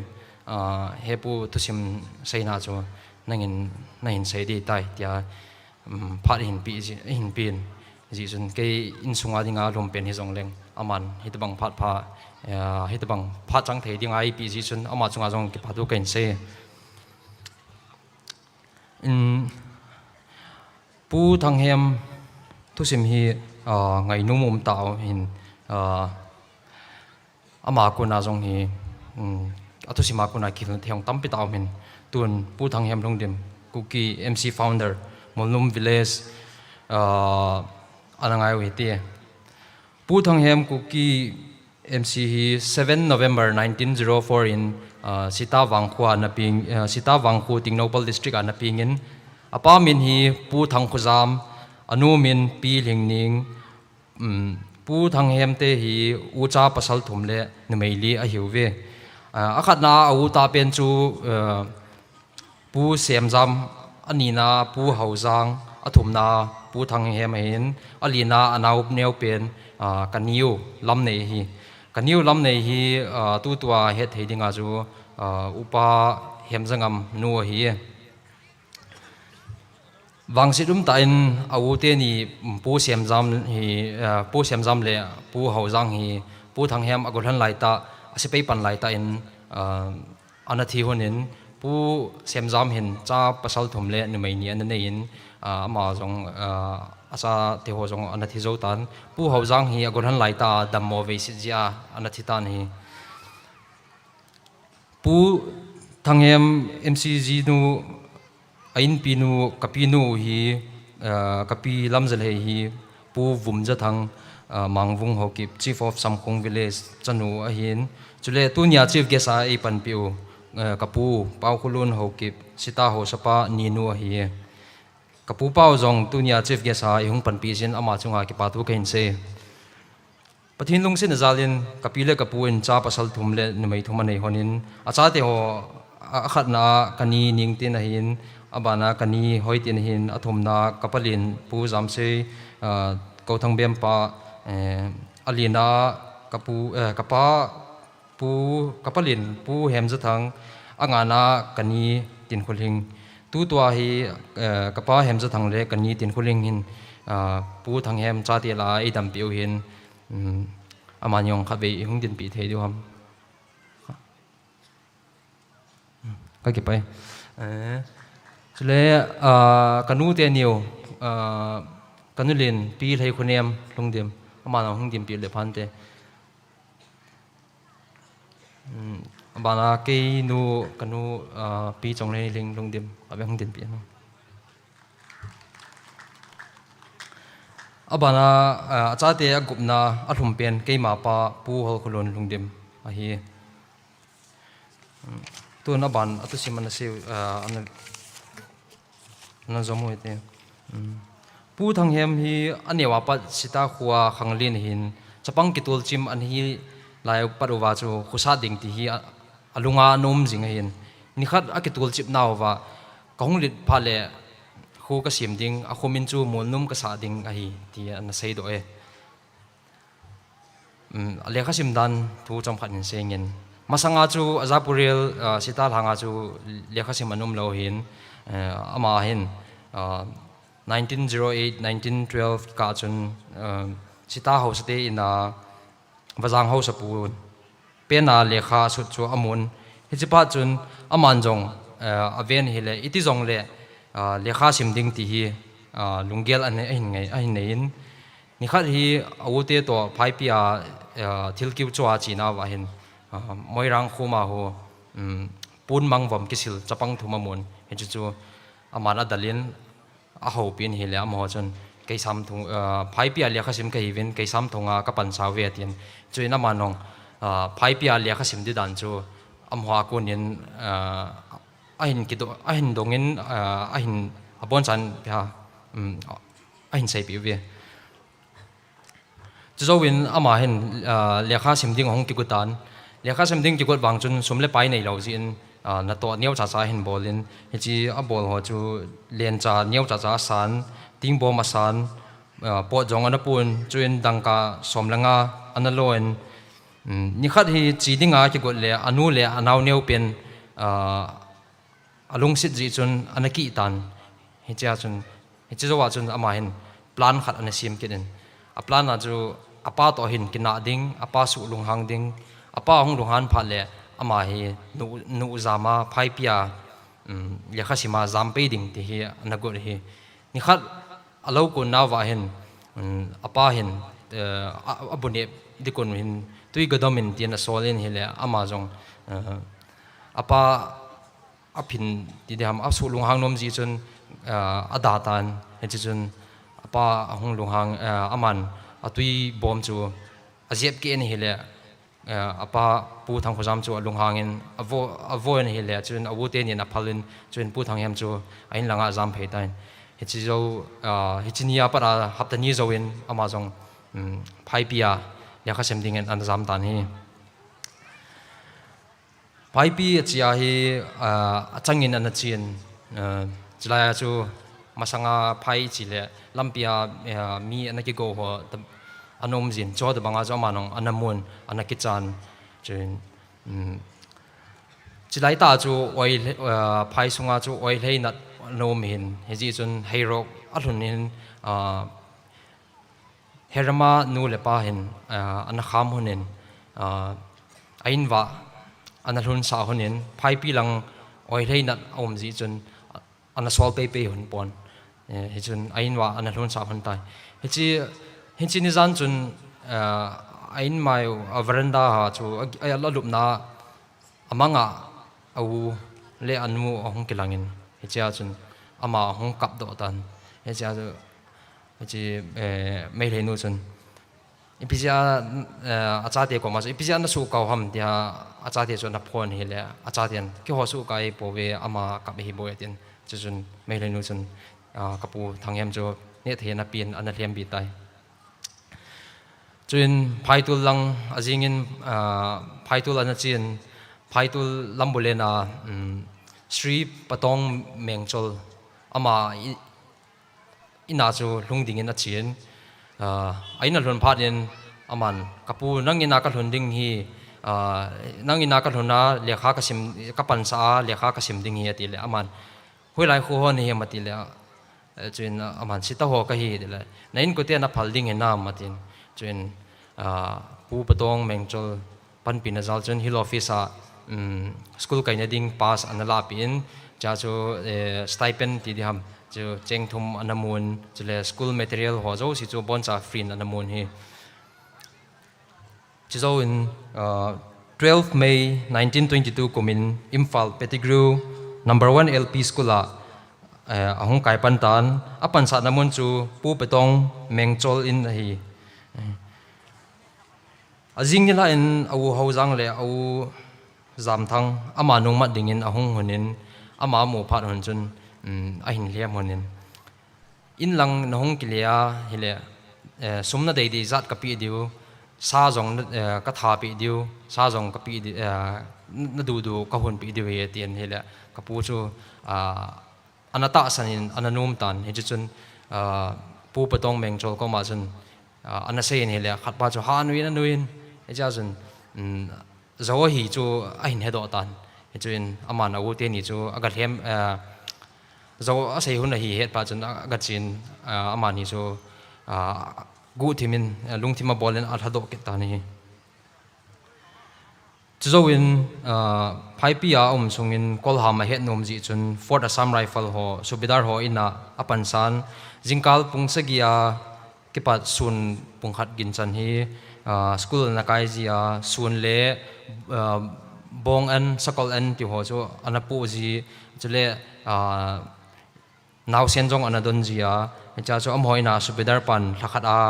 chengthum anasan thalo ti ham alo na pi hi hichi sumho chu ama hin anaki kholin sil sitagama sile kelcha anachon anawa sa tai kumkhat alekha sim kumkhat lin zoin in langa vacation achin hicha chu alhang mi ho chun zat dang bana ki von khalo mi mu khalo ji chun anaki chawin chun anazam win aman zam hi un ke ma thang hem ka hi atin chun apinu samkhung tena achina hen apinu ha kamin chun apun apinu ko ma chun hakap hi in kapu chu dammo lon te atin analhem bi chu phat laya chu azapurel gama ama hi lekha simma sapen le asam vo ma sapen asam an ho ma sapen hi chule zat dang sima ki simma sapen chu ama na hi dan hi ama na hi asape pandan hi 1925 kumin thinglang achin chulai chun sipe na panglo ho chu mei pumong a cho theilo chule in khasana maplo ahi phatin amazon ong ki gelin chule ap chphat la chu sarkarin aphat cha mi anup numa na manjia pot ho na pu sa jiu hi ja chu sepe pang ho chu hi chu chu map an hi ja chu amazon sepe panding lung a hin gelin 25th May 1927 ni chun amazon sepe hong pangtai ama hi agulana pat mei pum dei mi ani hin thinglang gama jipuya ga chi ka in amai pum post office an lungin chuin 21st June 1932 nin kapiu lamjal hei to aniki cheng hon tan hi azinu to mei pum to amai pum to abaraga alut khoms in akepa le in amazon wang pha ke sama ma jingin hi masanga lekha na sim wang chun om ani suba sima chu meile script bengali script a anasim hi ji chun english alphabet chu na het lo ja chu aspe pan sunga hi ama hen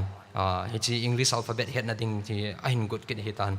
aspe pan lai chun school anom pon hi chi chun abcd ho hi alup na a khut suna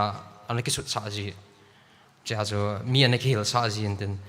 sun le vudi leinial chunga min asut sa azia ama anaki zilji hi chuin 1929 komin night school private night school akain hichikum chun inling earthquake ha honong khot in asepe barago chun achimin amazon wangsit tan anachim danin anaki sulimin hi chun hospital anome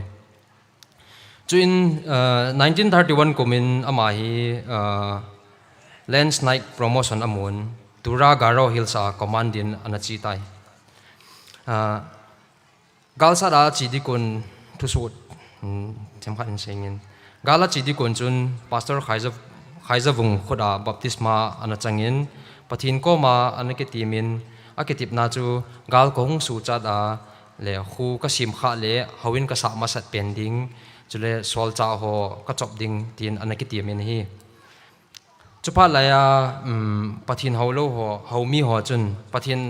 a ho di phat le adoi bo mu ki ha anake hal ha jiu hin hi pastor pun hi chu pastor ho na bol sa jiu hin a hin kapun wang chun kapu chun aman adoi bom chu phai pia a choin gun panga anala doin hitin anala do e vo tui tonu tui to pa lungjei nu lungjei pa kumsot pi nang ka bela tunia ke para nang jong lunglai selin na pu na pa gama chitan ke jong pathin dang ka bel ding a hitai tin anala do tai kapu thanghem mc hin anu anangai luma man galin ni sat dikon chun anu anala choi na hi chu ala chu kan sim la jing de hin zanglei tu ni kailim sa min lo ban ma ngai chun nu thong nu ka si tai chun ngai thong nu ka si tai zanglum sungin na to na tui vai tham kal chan lo khul sin na zonin khep lo laiten tui hom thon dam de chan thlange na thilo zen hen pathin kanu ke man vuina nge ti chuin asepei pandikonin a chi ko na alom nunga ni ko ma lem thlai atum num lo amo num lo lon jin la na bol kenin hi chi su kan sim la ke ti thawla ka ngai sum lem thlai jang som silman salom lom am lungching toini gel chun lezo sol ka hi mo dingmul kil kun sian gol ngai tamai kalon li hichila hi pu zam thang bai te koi tia ching ama hen kain wa hong na hi kapa koma anasa hichu kapan an record hi che galin ni thusu 1944 February 10 ni in Kohima galsa din an sivin 1944 March 25 nin jingkal pungit kipanin galte to an ki sa tawve galte to ki sa nawa chun anato phaji chun ama MC gallantry award cho anamutai chuchimona chun galte khatin boma hin seven mi khat athin mi thum analimuve ama jong analim ji chun Bombay a kizan sa dingin anachi tai Bombay ahung kilian Silonga 11 June 1944 nin ahung lungtan azinga Silong tulpia avado lena gole pai ho angai lut chenghon amu pharu chon kidanga sama mawen aji chu ama hi jesemi kulpia japante to akikam namonwa athitai atiuwa thu ana kithanga ana he ro hi amhon kapu chu amu phanin anake pa ma mawen chuin Assam Regiment Battalion Headquarter sunga aum sungin gal vaikuna damsela in hunglung ahi in aloi ho to pathin koma ataw jingin Battalion Headquarter sunga hoin mi hlomcha ahin kepa ta in howin anakai jing tai medal amu hi 29 June 1944 nin Battalion Headquarter lai ta in commandant pan office elderly khat ahin solin officer chuin ama ahung kau sa in ama jong chu commandant pani kawa hile thu phai ding in aging chapon chu amang kichatan anomin yong na chilo thelo hi ji chun ana chin hile chuin officer hun chun Lieutenant Colonel SN McLeod in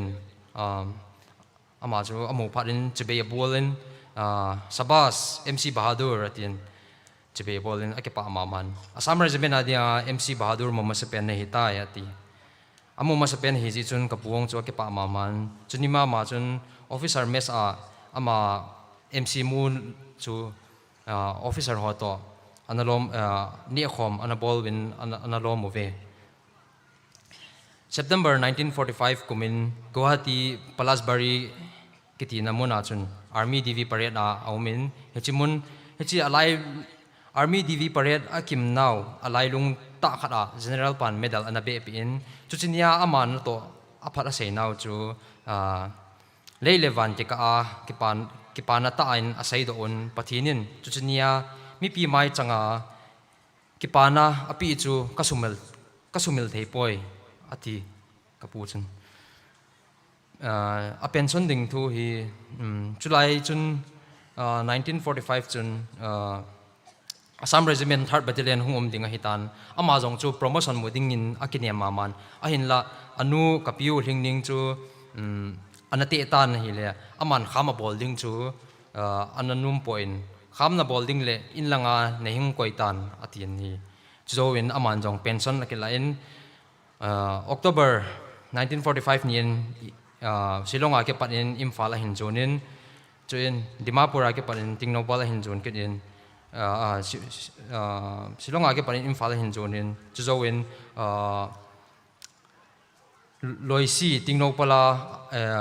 agol ngai ta pu thong hem thleitin pa ina anacheng chomkhat anacheng in hi a pension zowin sumkol ve thu chiwahi amahen gari anake choin 3-ton motor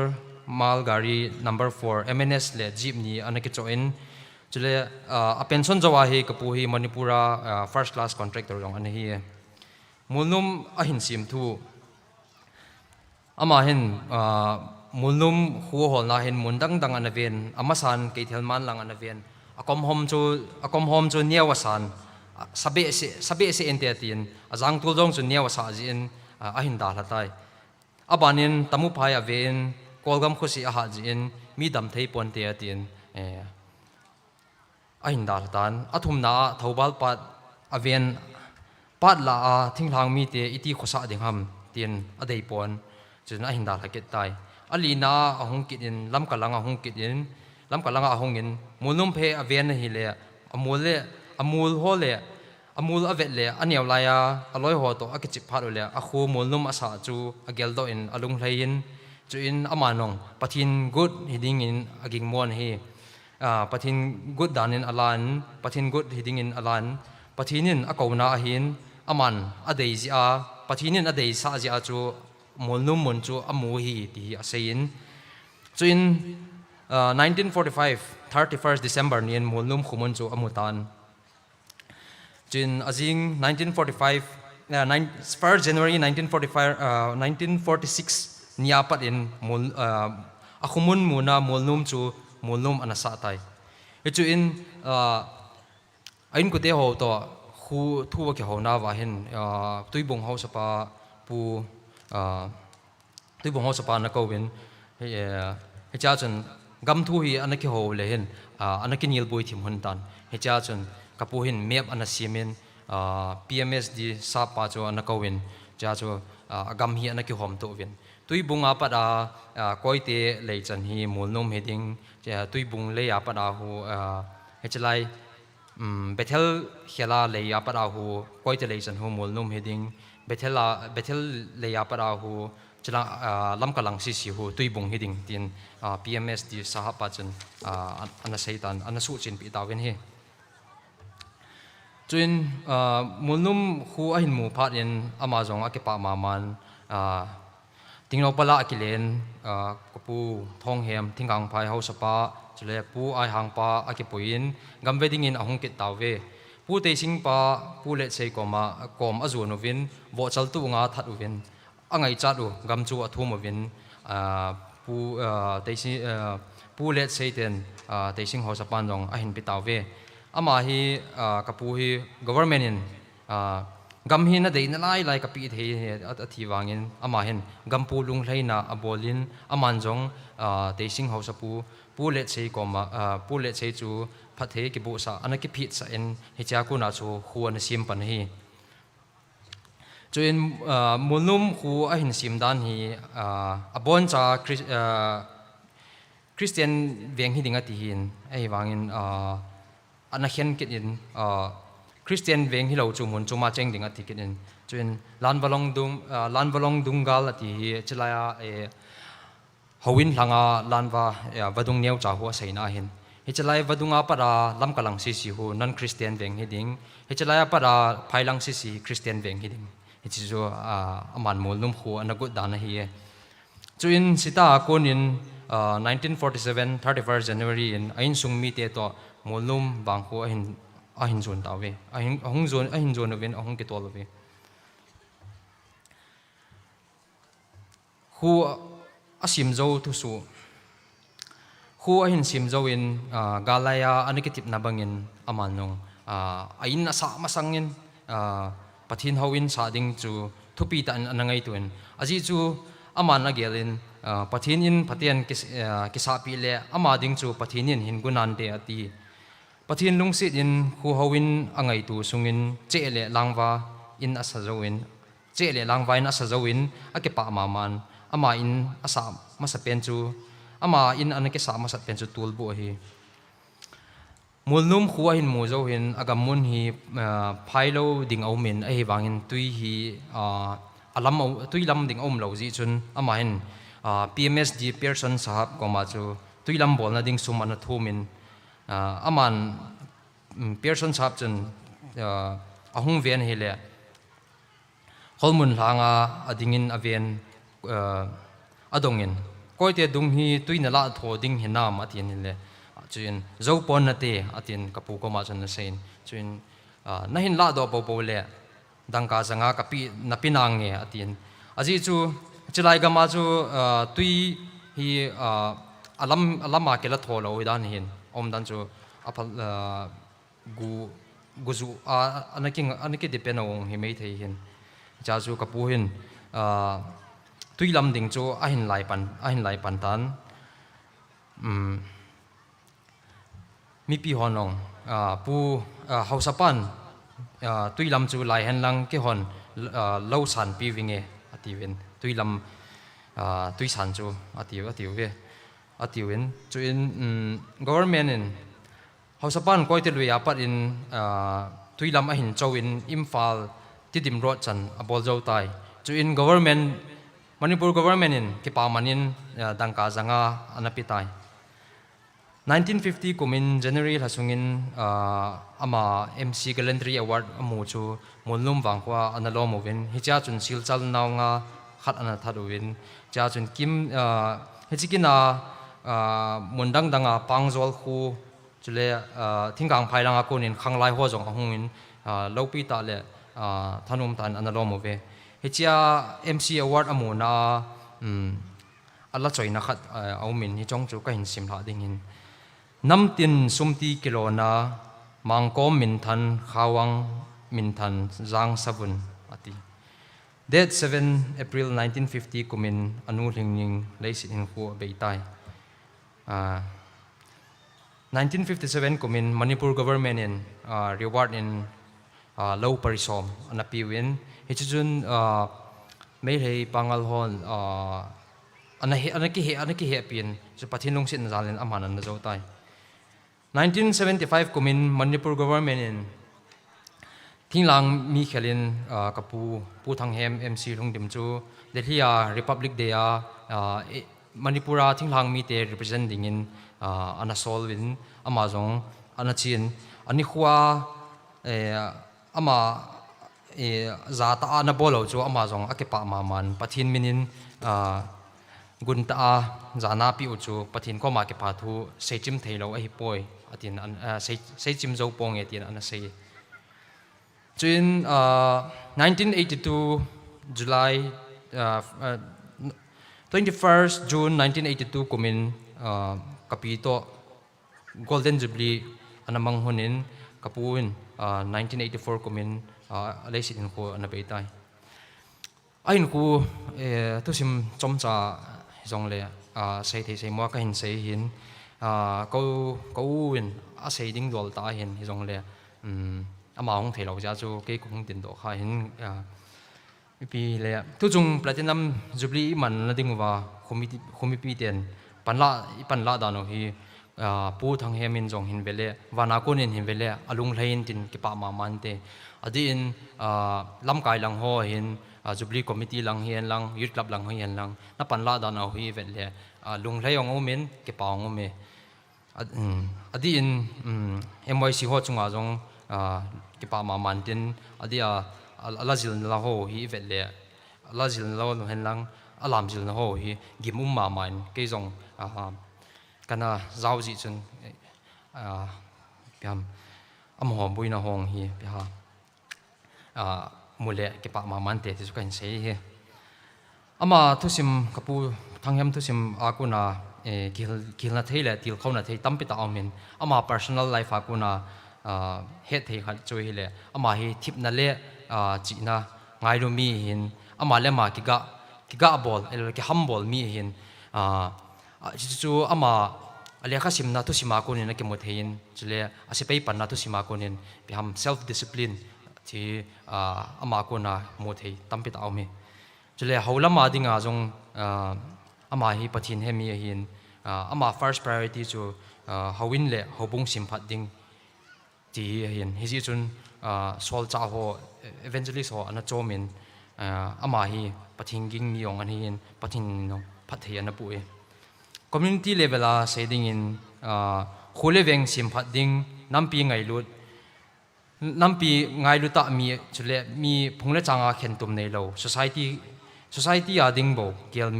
mi long le na hin saying a kimjil na langa a gel kho ji in 1962 komin a khuwa Gandhi Memorial High School ana ko in chule ozo si ana gel kho ji chun veng khat ana sim pi e chule ama hi mi ngai lu mi hom tho ta hin pungdang thet lo khen tum nei lo mi hi aman khomi te ko ma molnum ana sei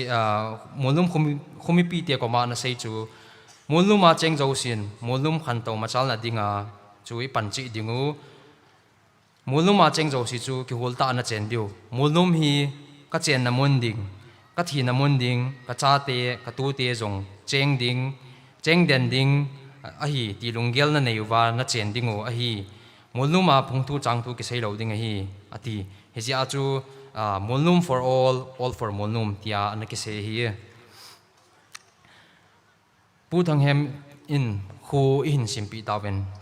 pathin lungsin in tunin platinum jubilee in mang tawen tunia para e ho molnum mi pi te dinga ikin lin pe no chu i khu ikiven bit diu apoi mo tan kusung veng sung khan to na din mi pi le hausa ho upa ho vi ho mi pin hausa le upa vi ho to sot ding chule ipan khom diu i to khom diu ikithu khom jing diu phungle changa ki khen na thu i sei lo diu chule pathin ko ma tau puma ahunglung ding kum zakhat damle bit ke cha imu theina ding wa i tau jing diu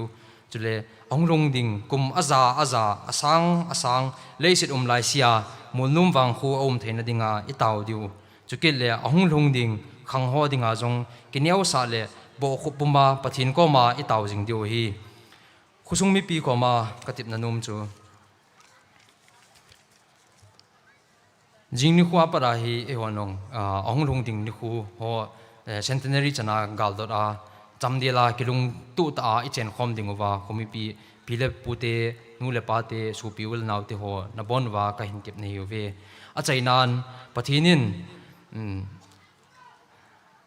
molnum pu thang hem along sit na le a khutu thim na bangin e ho molnum mi pi te ho jong along sit na le a khutu thim na sang pen i chan kit o hen lang e yum pi jing taw hen molnum khu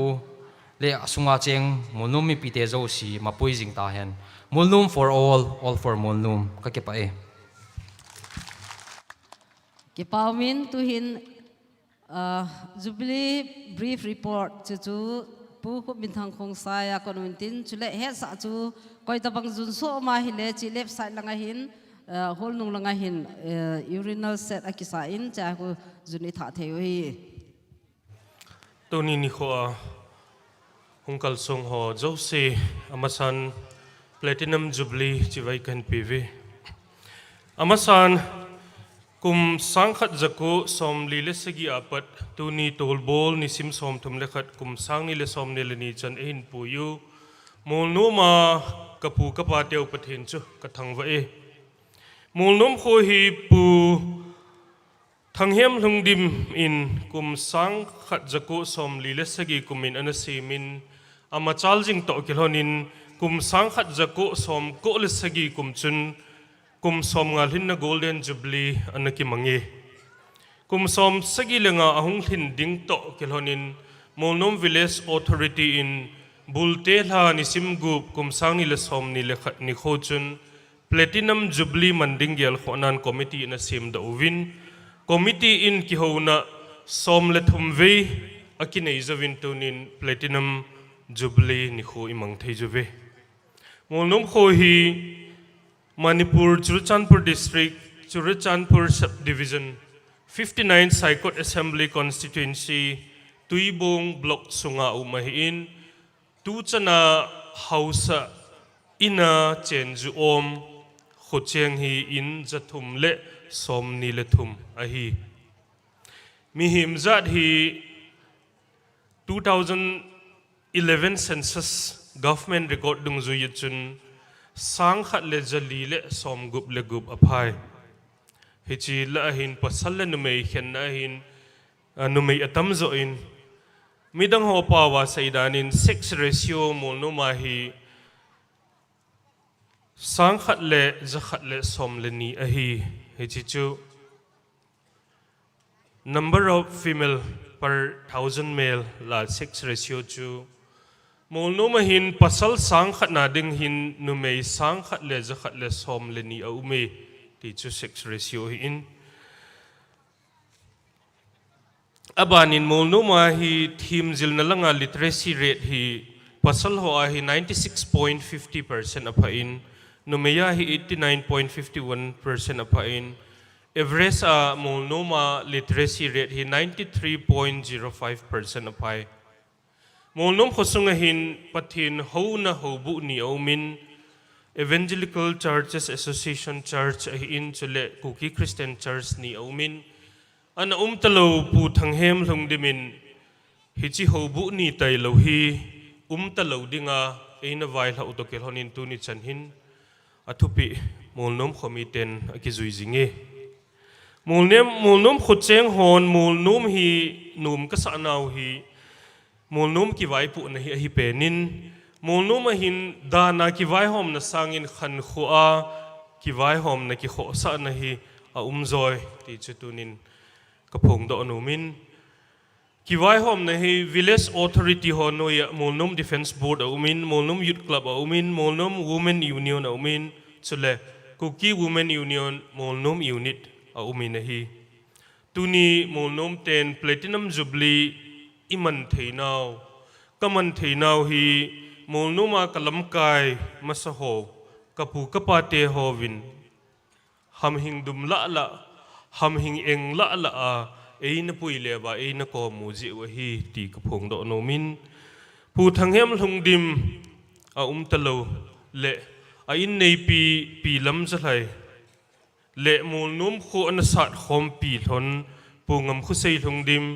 pu tong za thang lungdim pu thang khut thong lungdim pu mang khuzam lungdim pu thong khuzam lungdim pu let khuzam lungdim pu thang khutong lungdim ho adein kazana kapin chubana pu thang hem lungdim chapate anamul lipsa pu jam sei lungdim le pu hol khulun lungdim jang tunin jana sangta kapin hi achi masa molnom anaphut do ho molnom va member ho molnom phatvet anasim do ho molnom chawang gol se napan do ho molnom youth club lamkai jan molip sa ho sole molnom khomi mla anamolip sa pungul kho longdim chule molnom khomi mdc anamolip sa pu tong min thang longdim chule tuni platinum jubilee mangnoma mumantalo molnom khomi anamolip sa ho jose hi jana kapin jana piu hitin keiman jubilee committee mina jana kaphun do na banin molnom kho ngai lu atuni a hungkal song nu lepa ulenaus ko lepai te ho jose ama ho cheng jana legel do na in ibon chawin na dingutin minute khat dingin anakun si uti.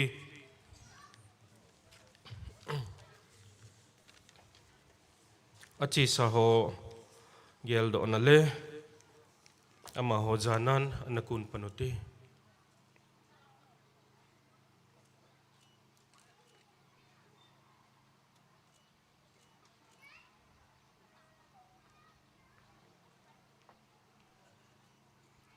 Kipa umi mi pi bon san na tau tau ti.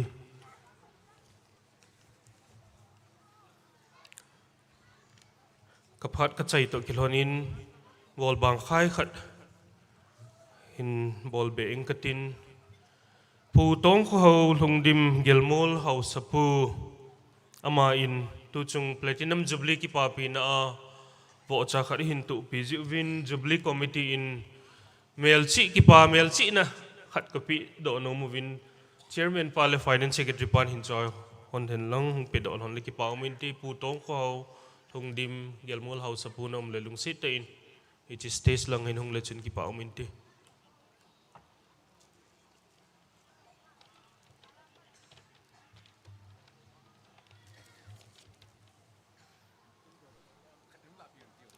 Ama lo wa hyong la thi mo wa hyong le hung la dingin ka hinti mo ve chule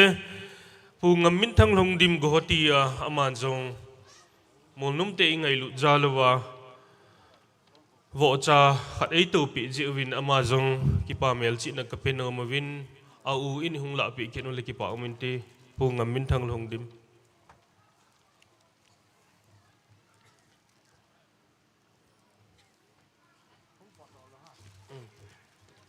ka ki pa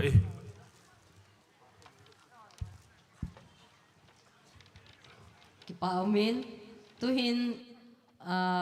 special number unique collection ho Jubilee unique collection ho hintin chuzau ting chule mai cham simna pi thai hune mulnom in pinu ako na mai cham simnan ahin job pai ding hi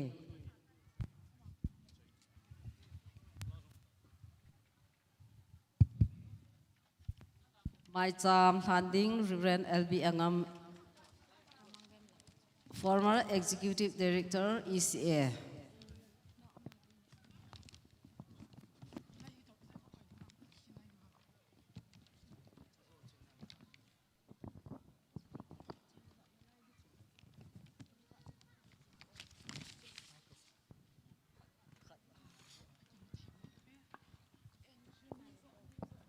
Hello, hello, hello.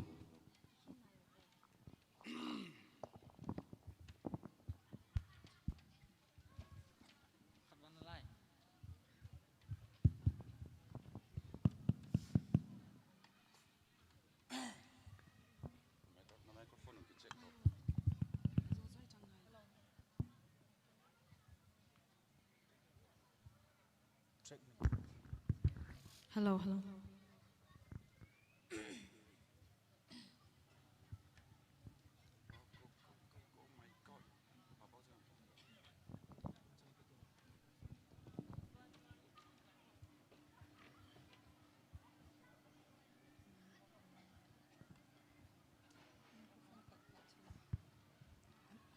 Hello, hello. Mi pion ne hethi milang track hi kana pi man lo hin tin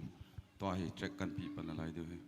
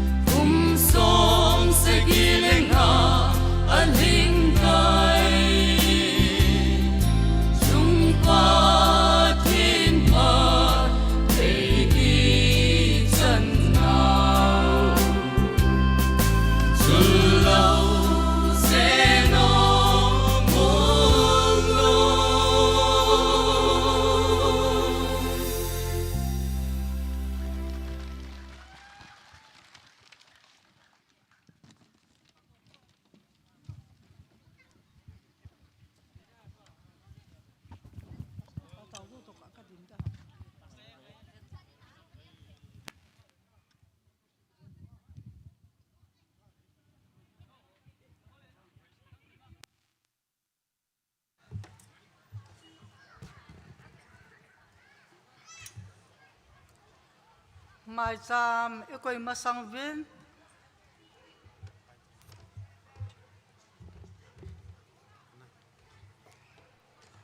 mai cham ikoi masang vin pathenin hetabang phat phata me athwai seu jong la amun la mola ichan ge ham chel ha thei ta mang thai koi je vin pa pathen thangwa na sang pen ni pe vin he mi pi ho zo se nai la gam la MOLNOM chan ho he hanang adang dang ko na sa ho ai lo wa le fu chief guest ho le VIP ho he jong le amin a ke sai le sai khelum tin zo zo se ahung zo se ka ngai lun nào ka liam nào ke ho in sun jong na bon cha vin che bai ka him bol be mai cham sam na mai cham a che pha na pathenin ei pui wa tu ni chana nam sela MOLNOM manom me ta hoi lai lai hama im monum lo tam ti dong le chen na cha om jeng kum luyang chu in som ni be lung de hi ai le tu kum dong kit na lai he ti hen mi a ki be in cho zo se pula pa khan khone le ngai lut na a ho je wa he che ba ngai hi MOLNOM manom me ta hi mi hung ki be he dingin ka ta sanin a chang ho lo sang anomen MOLNOM hi koi ma vai po thanom mampon ai ba vai po na chana hi le thanom ta pangan he jen cho zo seong hi pathen lung set happy na ki chanjal he ti ka gal do an cho zo si je jong pa pathen thang ba ben he abana hong thong ding ho phat hong che ding ha jong tui dung tui su lon cha banga long de la a chang zo se MOLNOM kwa zo se ke to de la long de la jing ding in zong aban na hong thong de ho zo sa ding a zong mai cham a che sa pha na pathen ni ma pui na to a hong thong ding ho a zong pathen ma pui na i chan na de ben mai cham kan sem de he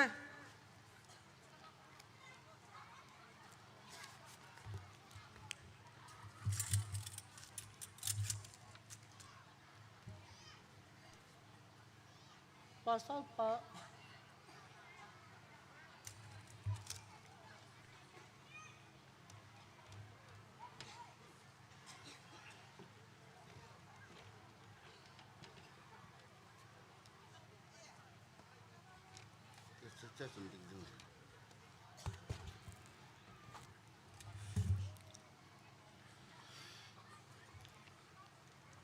amasan tuni phat phai piu pathin ka thangwa in chule tuni a hung khom lam kai za ta le khusung mi chule pam langa ko na hung ho zo se na bon chawin pakai Yesu Christa minin Jubilee platinum Jubilee chwai kan bole pathin thu mun khat hin sim do in katin zo le taw na kan man ding hin tin thu simbuni na bung sagi chang som le lina keima mina ki ko sa kami te chu hung kineu sa theyuwa tauna ne yuwa hitia hi keima ang sung ein hol theyuwa athil se bolnawa ko na ake mangwa hi le keima jong wana ko na kahin ngaya achon sit nau ka ngai damding chule agam sungu kadam sa ka phat sa ding hi che pathen thu he pathen na thui bon chaw den phathei bu pi tawan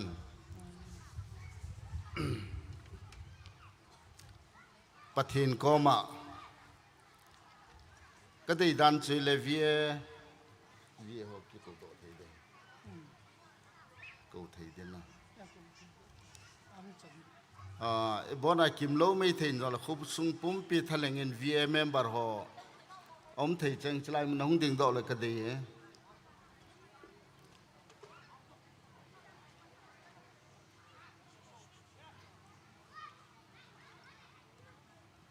om thei kham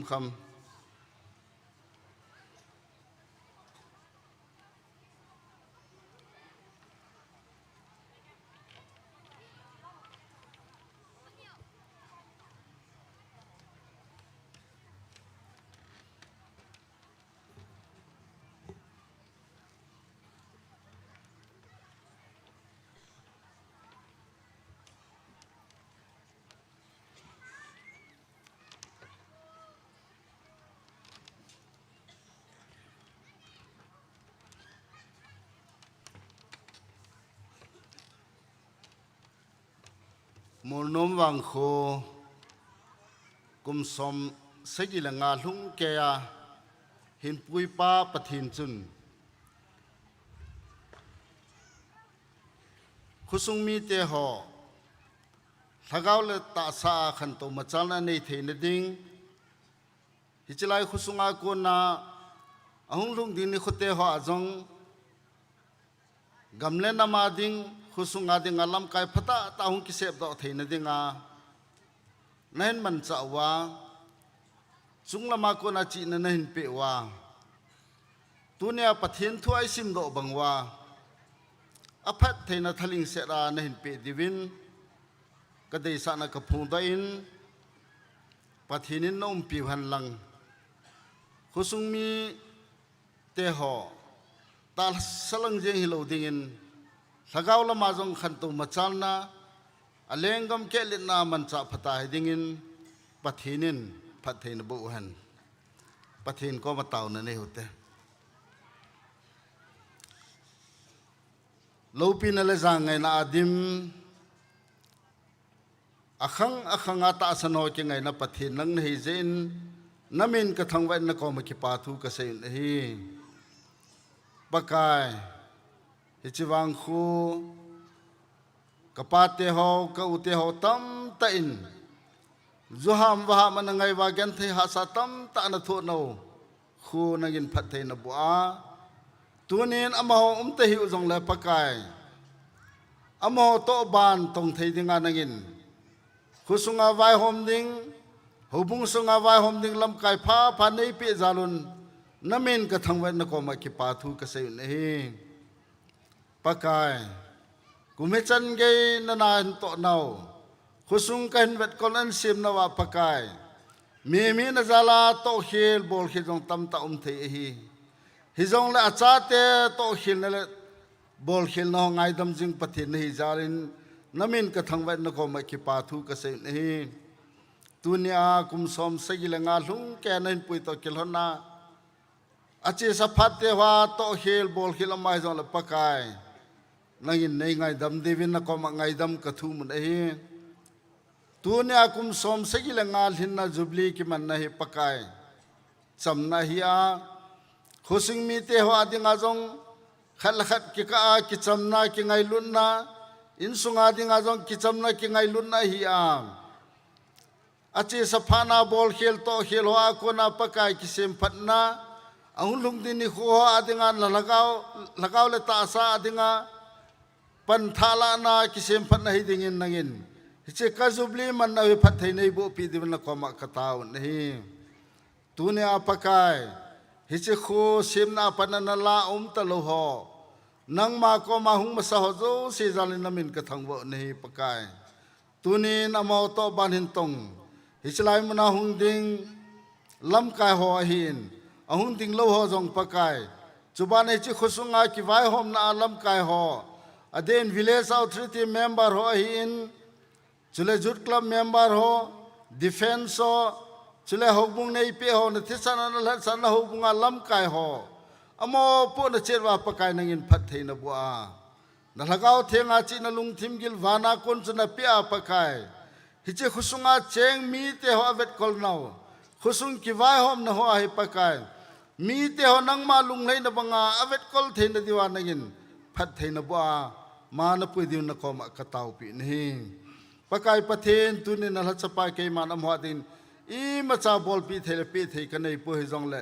nom pi na na phat thei bu na am ha din ka thum pi ni tuni ai chlai muna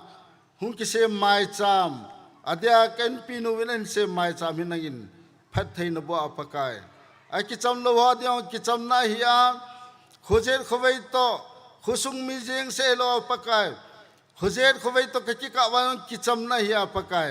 na leng ma dinga khanto machal na masot na hi theina dinga nangin hichi mai cham noi phat thei nei bo pi din te nang ma khuda kan hlan do hi thil pi hoi nang man gim nam tui bang nei san pi lang na leng ma dinga man cha phat pang ding nei sim pi tin na ko ma ka taw na hi lo pi na zo se nang ma kan pi na hi thangwa pumin pakai yesu min na ko ma ka taw na hi amen tunin ken jong adin member ros an che taun lang ain pinu cham khat in adin pi un lang hichi Jubilee man hi ka ki papi le jeng na de sanin kaunu kaulai khne mahin ama in ate pi ate puin ada ha nung choban ai nei pun ada ha nunga aman chapang ho hi gunchu ta ching thei ta an vet kola tunia khu hizat mi in hizat zathum wal kiloi khom na khu hi amain phate an sim zal hin ke ho in swa kun ka ki papi na vet san zalin za bol na le ki papi na khusumi pum pi tha khelen pun khat kan silpi nomin chihi mabana aman apan la na ho hintin adanga chate ho jong ko the ai nan hi jong le ade sana ma hin ai nei pu na dal ha nunga chate ho khau kha tu nya ama khel ai lo lai nei pu khela vai hom thei ding ama na vet kol thei hoi ka ki pa na zala kyo in sunga ko na kan bol du he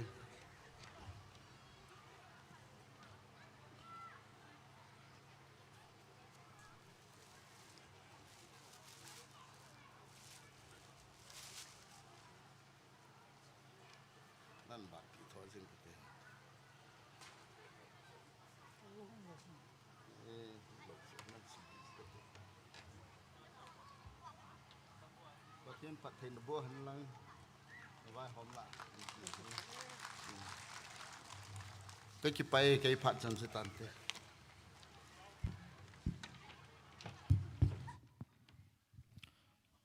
Hello, abanam chalo tin. Có nhiều lai hapat chỉ tiếng lệ có hung gột han til chân hin. MOLNOM mà hi pute ho izat ham kat hi lom an nei vin. Hi tabong hi khudang dang a jong an zin khang lui lom kiti kat zin. MOLNOM mà jong an min ka pute ho izat ham kat hi pailanga All India Radio lakhumina chizi vin nilha le hong kile tingole. Hap tarung ke ni ha si le am ho la chui te long kila dem ti kana nga zivin ai lo la ka ting le la ya Jubilee ve nga puhem khu ai lo le pazam ho chung nga pazam ho hi vin am ho dam lai chun khat ve hi assembly hall Manipur phaya khun pengkul mun na chivin kana ki thangat pi mama jingvin ba sa kal do chen geu chu kan ki hon Jubilee veng sa lam pe khon kana tha vin hi chan gya chu culture ai lo le revival khat hanum zinga hin MOLNOM mai ai le hung lit zo chen 2007 6 7 vel chun Zion len tu la khun ni thum ni li ta bong hi lam vet sa no ho mun chum apa da han lang ho hong vin alam vin la sa vin thu sim ho sei vin hi chalai chun old cookie new cookie bon hung kim su kevin nasata in program anaki kimang chain thiltam tajil do theino min hitia chu cultural revival program khat hi ana chizing hin tu khanga jong hi MOLNOM ma khangdong ho hin pute pate ho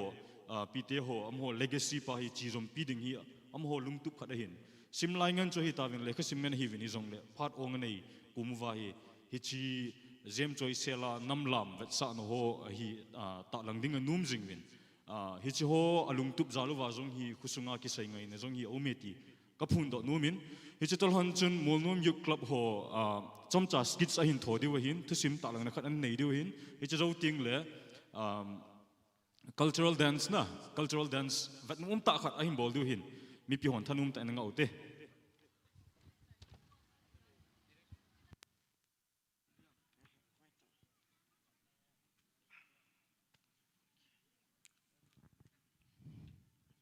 Hello.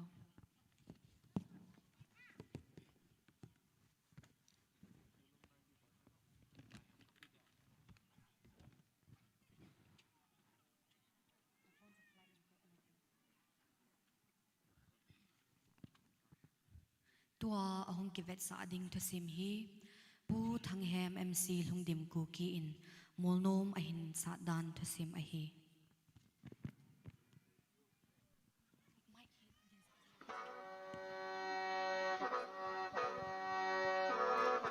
aneo lai hin ho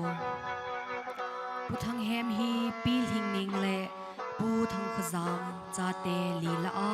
athum channa ahi 7 November 1904 ni chun sita wanghua anaping in ahi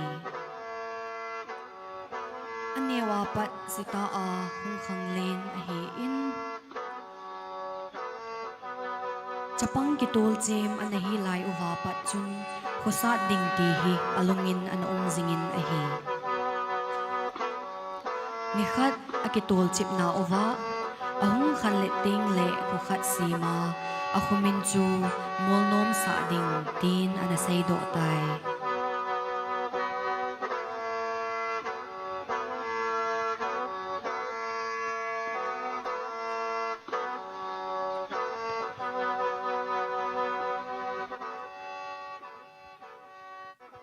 lekha simdinga anaki guddan kum ahung chal chalin puthang hem zong ahung len tai galaya sita ho sapa ina wazang ho sapu in pen a lekha anasut amu chun ama in zong alung thima ititi zong le lekha hi simte te ding a hi tin akigungin kigel hla na ananei tai hichi khanga chun lekha simding hi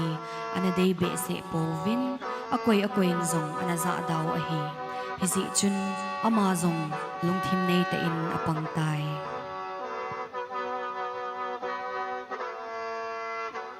lekha simdinga phaipi anachidan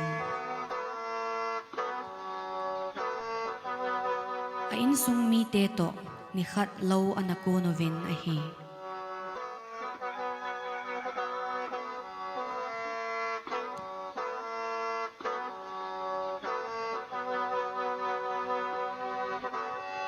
hichun alo kon na uwa sun an ne phat ahung hitai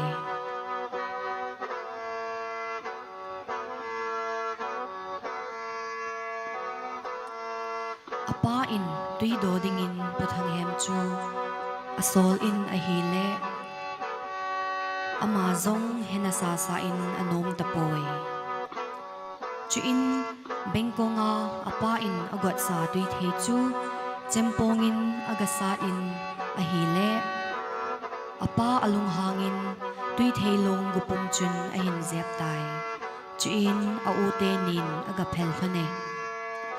chu pha chun puthang hem chu in lang zonin ong zam tan ahi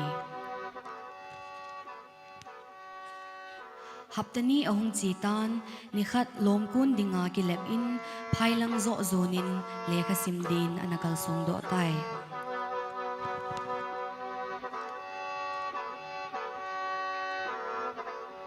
lekha simlaya in langa vacation ahung thu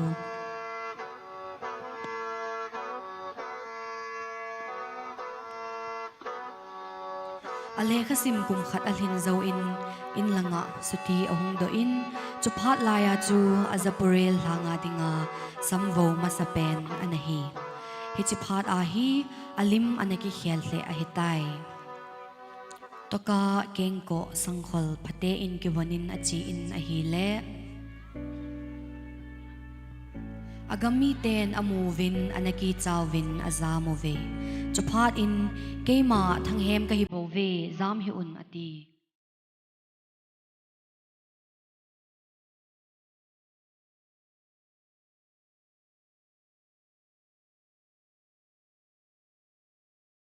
phat hung chi dung zuin puthang hem ahung gol hang tan nunga gol hang la a ahung hlat phat in lekha sim ding ahung thasi in a lekha sim ana hai tai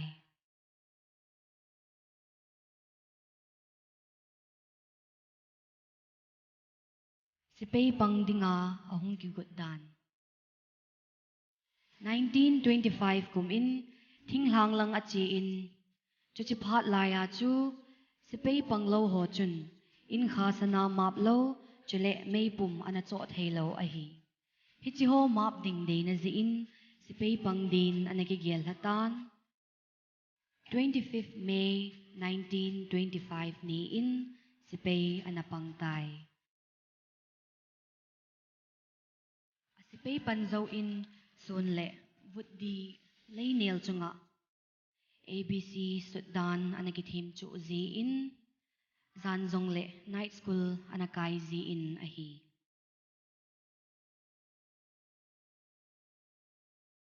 Asipay pan ka sung hin angay lut ay insung mi li zenin anadalhay.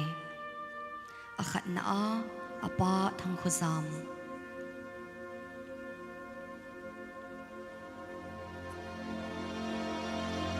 Ani na api.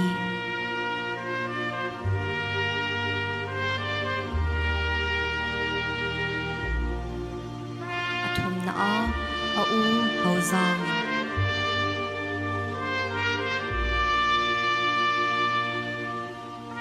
Chule alina au semzam ahiuve.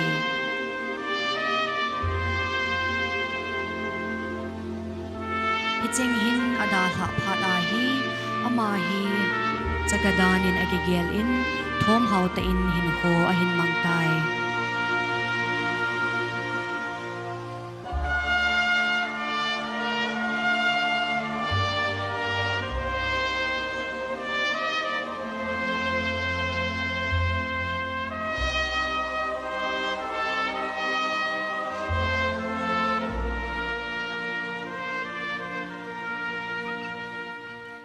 Puthang hem hi agol hanapat may pum day mi anahi. 21st June 1932 ni Hoin bilam zalheto anakichenge. Thinglang gama zipuya anachi ka in amay pum post office analungin ahi.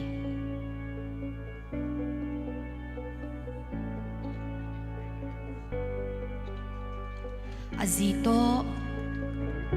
amay pumto abarag alur khom in wangpha akisain akipa mama zingin ahi.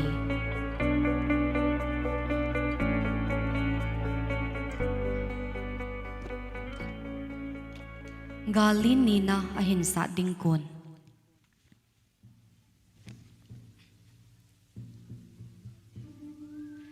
Galsa dinga achikon in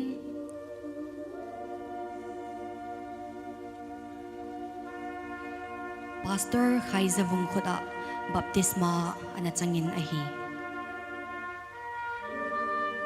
Malaya homi pathin holo ho chun pathin ahin ho diu phatle Pastor khatin adoy bomu anahal hapi ziu ahin amawang amatain phaipi gun panga adoy bom hitin analhadoe. Vo tuitunu tuitopa lungzainu lungzaipa kumsot pi ng kabel tunya kipat ng zong lunghay selin napuna pa gama chitan kay zong pathindang kabel ding ahitay ati. Chuin pathin koma kitep na ahin simin gala kasocat le hu kasimding hawin kasama sat pending sol cha hozong kachop ding ahi tin anakitim tay. Chuzovin gala ahong so chan ahile amanzong akitip na bang tain akitip na chengsi anasubuhitin ahi.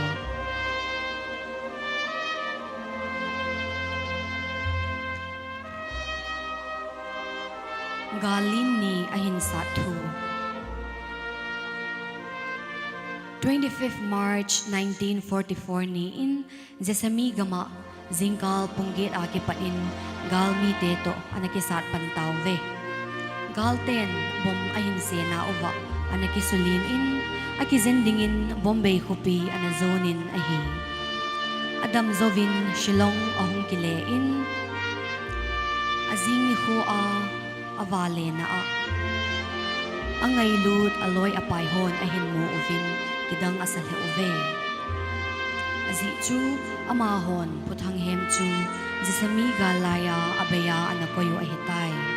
Isam Regiment Battalion Headquarters sungazong aloy hoto kipatain pathin anahuko muve.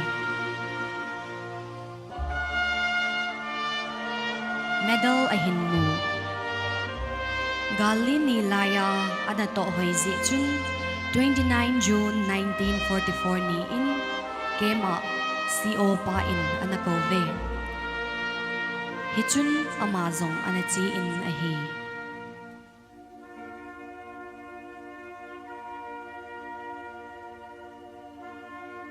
Office a Lieutenant Colonel McLeodin amu phat in akipa in chibe abol in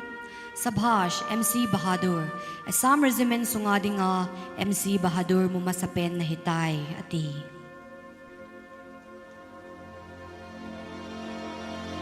Chuin Officer Mes Azong alop na in enkong anasofom ovin ahi.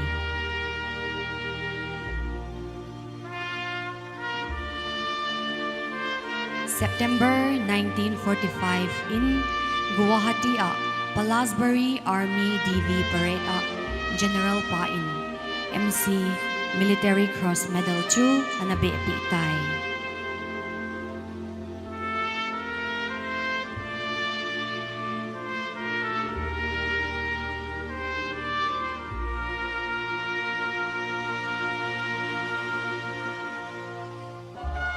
Tu ni hoa medal hong ki manghi gali ni laya puthanghem MC in ato phat zala medal anamutsu ahi.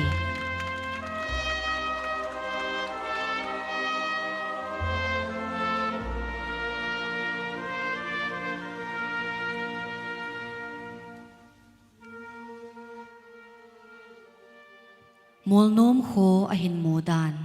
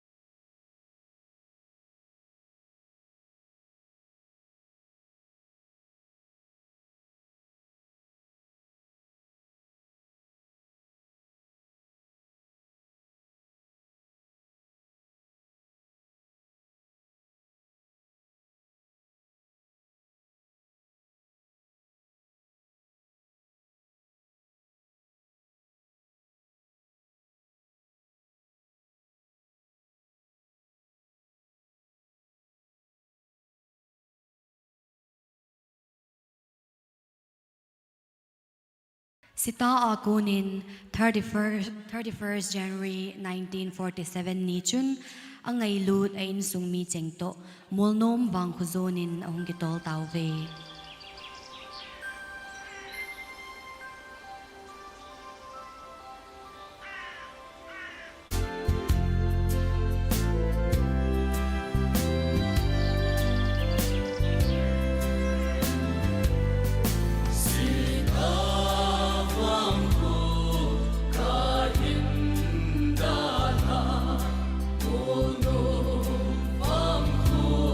Kasime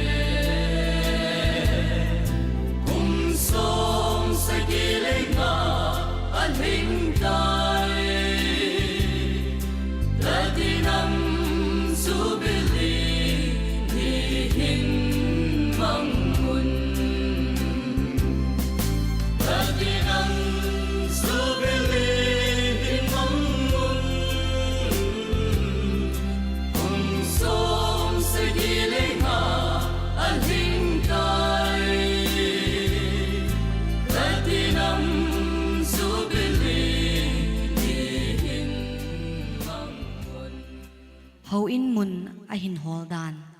molnom kho ahung thun in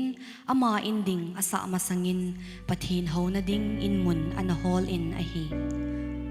mun khara phun ana sanin apun san ahoi lauzi chun mundang khat ana vekit e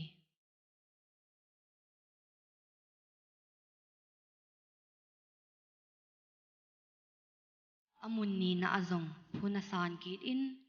apun san ahoi lauzi chun mundang khat ahin vekit e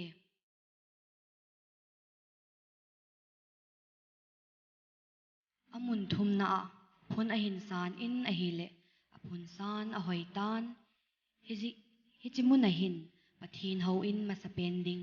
anatung do tai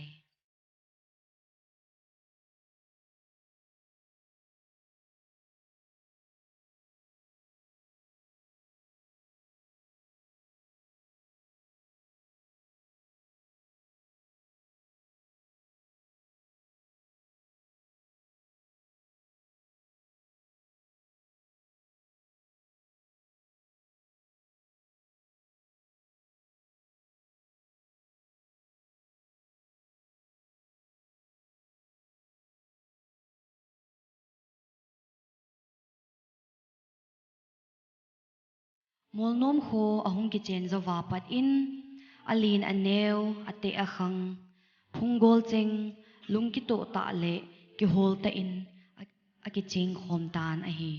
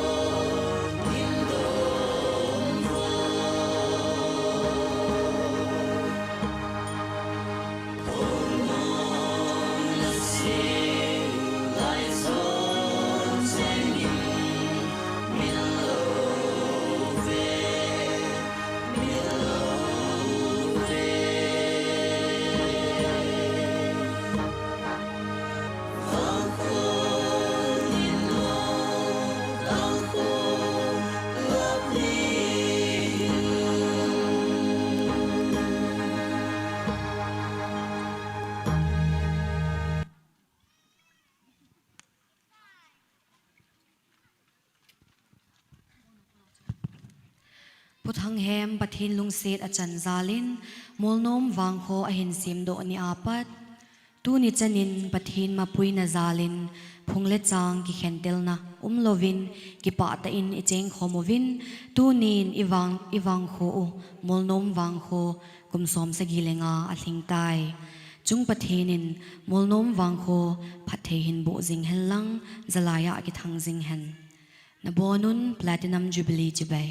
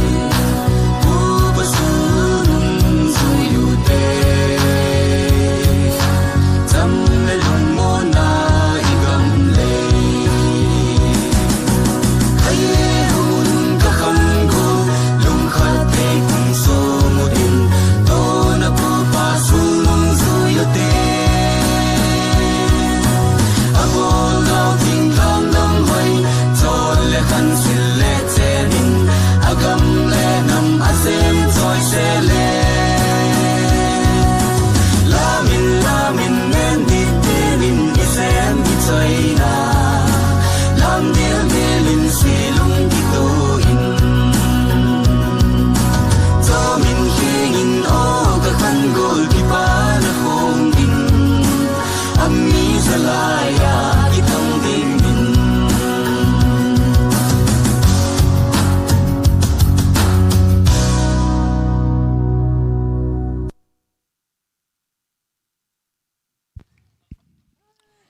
Hello. Skit zong chu azium pon lam zong wana hin now te ho Hollywood Bollywood lung te vin ti chu ka wi se mi pi ho committee aku na he sa chu hi le program hi sa wi sa me the diwa hin hi zong le mes lang khu to hung ki coordinate tu hi ja chu any ne te na diwa chu i to lung te di hung ngain tin lungning te na to tin to he bana hi guest of honor speech sung hin tin pu di semilun ho kip they sing in people ama holing na phat na piu te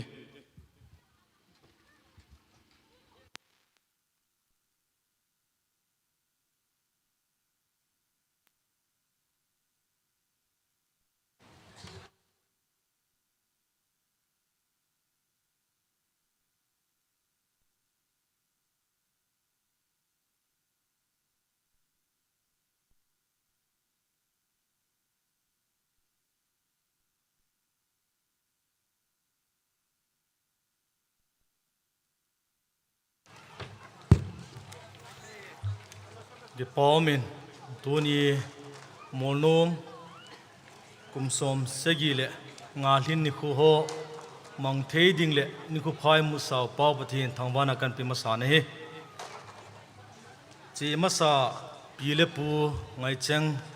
Nedal Ho, Zana can pin, to let Molnom in put do, to let Agamne pa, they sing pa, Amanium Tehizongle. Amani ki ngai lu na sala hichan atuson acha te khang ti san ngai lu na ki chan hi tuni ni khwa min pha ko mong hi ka ke pain molnom in pi te chungang ki pa thu ga phon hen lang molnom chan chin thu sim gam ne go ki pi dan hil ke ma kon in sei de ompon pole pi te ne ki pi dan ne ki ngai lu dan chu thil za kai tam ta nom di hin amo chu dam na la le thil tam ta sei the de hin hi zong le he chilam panga chun ke man sei the bun hi zong le nei ngai lut naw nei khuto na zaw nei min pha hi alo pin pathienin ali azan phathin bu han tiong chu ga sei do han lang chu le tu ni ni khwa ka to khom pi sita in pi pu hin chu le dam pi in pi pu ho chu le mi pi ho zo siong ka zana kan pikin ni he thitabang kin lo pi ta go na chunga min pha kum no hika gial ka ki phalamin mi hi zapi ki su khom nawa acha pang pen ke ma min pha kum ka gial le thule la sei the heng ka hilang tu nya ngai no ta ta bile putia de nga jong hi sei do the di di hin hi jong le sei do the in hin hi jong le ki ngai thimu te tiong chu ka taw na hin tin ka ki paen pathienin atha ben hi chi molnom hi te sing in pi pa konin phat the bona le mabana jong khanto na machalna hijing han ti chu ka ki pa thu sei ta goma ka nei tin ka ki pain ka pha chan chuin tin thu tam si bung ka tin chuni ni khon jong kin ni le thum kan kop bia de hin te sing area chief association in jong alam kai dang ho hong zo bon hi jong le ka kil hon khom pi in kin pa hong in tin hi chi hi monom au sa pun chi hong la piu le phan te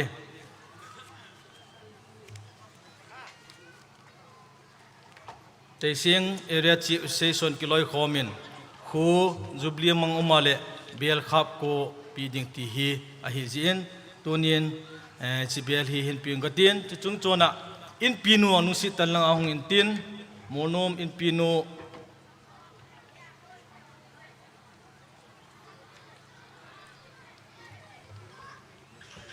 cái phản mang ta ding gati hi chi pun hi kanun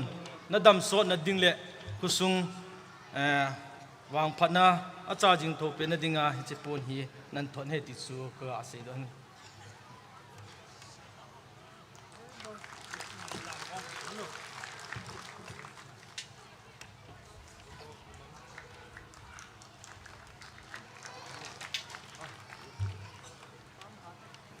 chule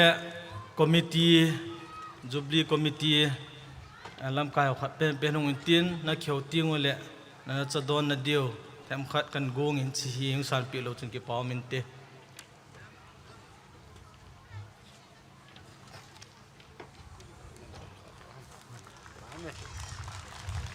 cái kịp bay MOLNOM vang khô đâm son hen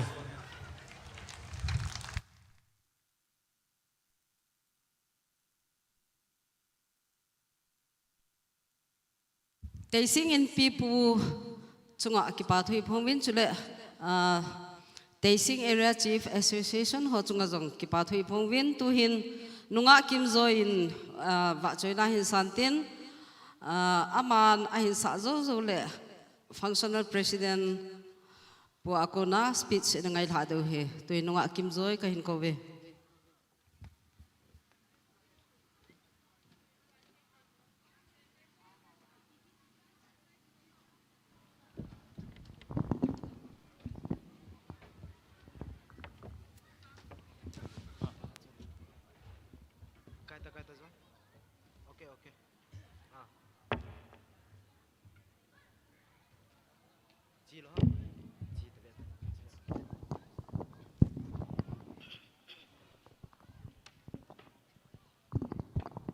Zalenda tila chuin sangya.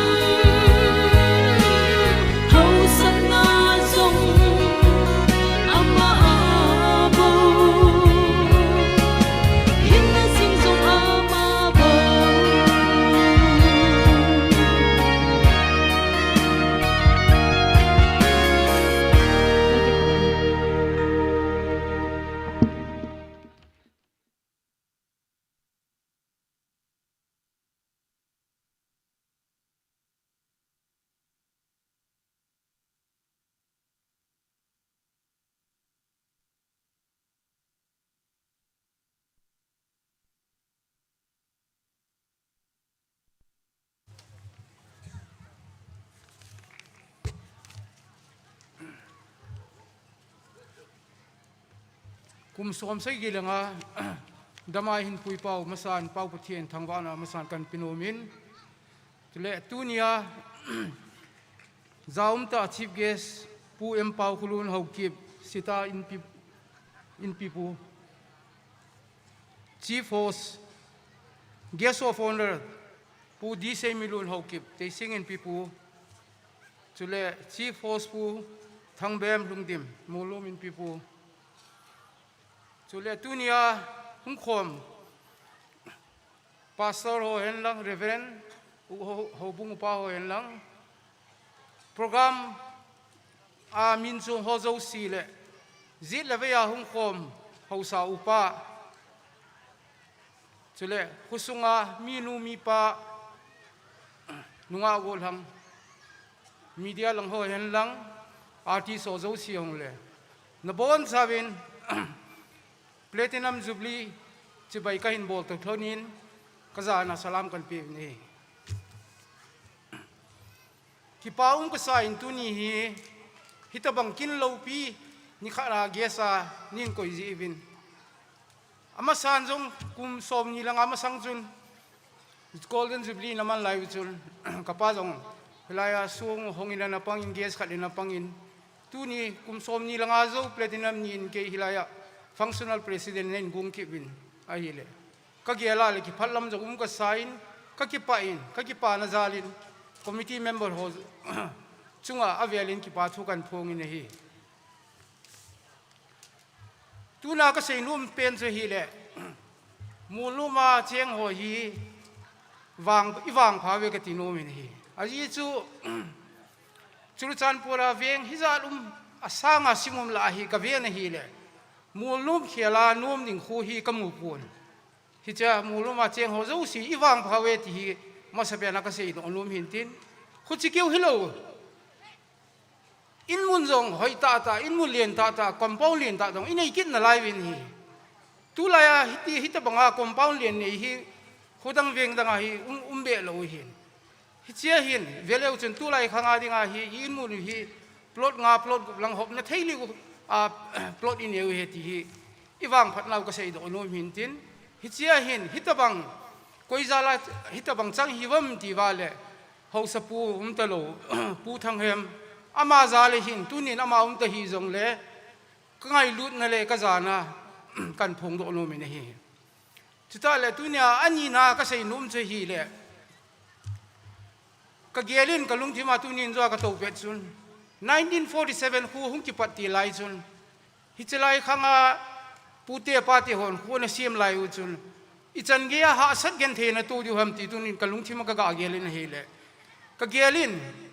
hi chi tunia mulnum tunia hitabang din mun ipha nau hi chi 75 years of journey hi chi sunga hi het phalo mi tam ta ipui pateo ha sat gen the na tu na ho elo le thale zunga na sen na ho sumle pai na sen ho tam ta nom ding ka ging chan tu ni hin tu ni na mo hom te hi jong le am ho zo si ka za ne la ka ngai lut na kan phong do ki ni he chule athum na ka sei nom ki chei le pathin in dam na in pi wa le kum sob ni la nga zo le centenary in man ki diu hin in zo ka sei ma banga chu khunum pen vieng num pen a chiang hi bin tu kum som ni langa ang lung ding kum som ni langa centenary in man pha du le molum khu hi khu zo si la khu kham to pen hi hen lang tu lai paung ki sei le khu chang kang pen hung hi te ten ti hi tu nia hung khom adia moluma nu le pa ti hon bon chawin pan lau te ti hi chai na mi pio si kan tip nom ne ka ki pa e chile a chai na committee ho zong ke nong ki thu pina ne khat kapino min chi hi khat in yung la pi la jin pa min te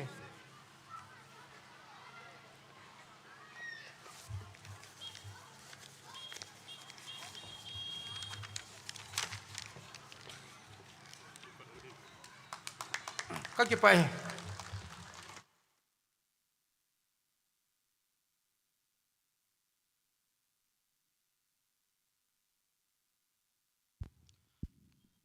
dampi in pipu pulal boy chung ki pa thu phongwin abani ko masang win leu chakat ka sei numin dampi chung chang hin zang la pulal boy to kan ki ho lemin phone Manipura cheng nam chum ho hi mat in iki ngo tu zivin nang hi gal jam na hi nang hi British te phat la hung jam lut na hi elo bile pu khanga ku na thusim la ho vela hin chingo elo le izoa ivet so lam dan huwa in ki lo thusim khusung level na hangsung level la ema ahan lang hon ina chintu pi thusim ho hi chi collective memory ke tizin hi memory hi izoa sio government in history and simpa ehwa su tip ding in a good nava thusim na sim thu pau to ong ti kal zi ding jo poya poi mo hin mancha phata hong izin chira chu lekhasim sanghon thusim eho memory pa hul khul zivin to kan sei num choile government recognize da na choile dampi khu 1910 vela hi ni ki recognize in hin la hichimasang dampi khu thusimi shooting le hin kumzani le som nga wal an hi tai ti pa chu kain phun do no hin tuni ni khun pulal boy chi khului ta mun pium ta kusunga para pulal boy in ila wa hung la thein ki pa thui sevin hi chi khuwa ku na jong hi khu tha tam ta hung ki sim do hin e ho ivel la wa kulin lin tam ta ho hi dam pia para hung ki sim do hin hi chi chu dam pi chung chang chom cha ka hin sei hin tua hi thilpi phat chom ka i hon diwa hin ECA langa kuna lam kai ho ana ko ma sautin am ho zo ting le em ram thara kuna khusung lam kai ho so ho phat na piutin amo hong ki chai ting le more kuna more lungdim in sung ki loi khomo am ho jong thilpi phat ding in ko te tun ECA langa kuna lam kai te ho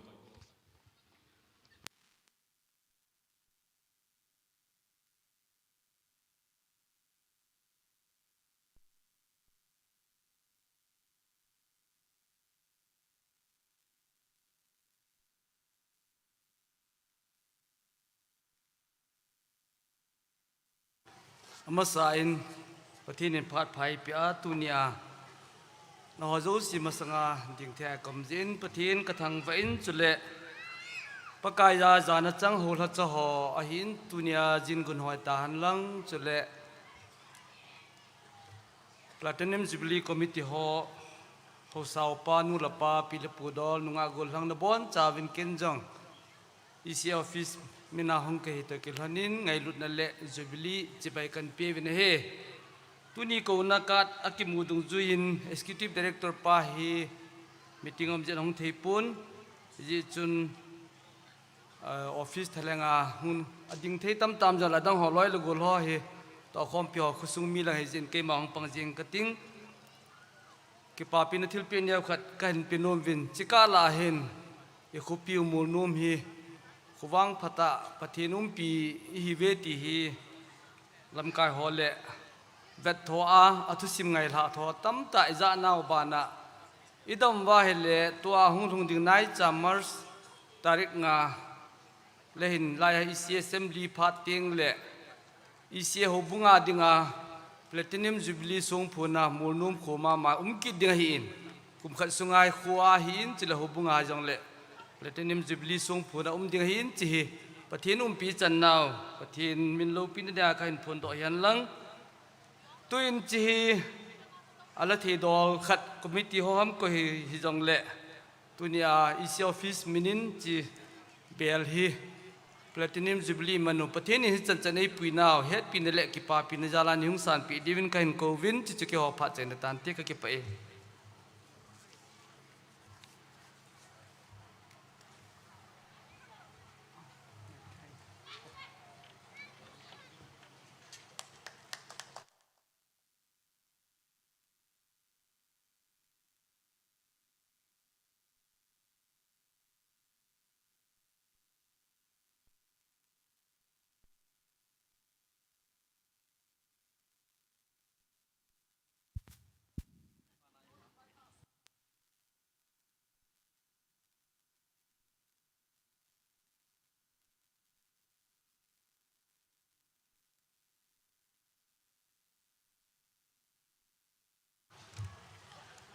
cái này em ram thở blaze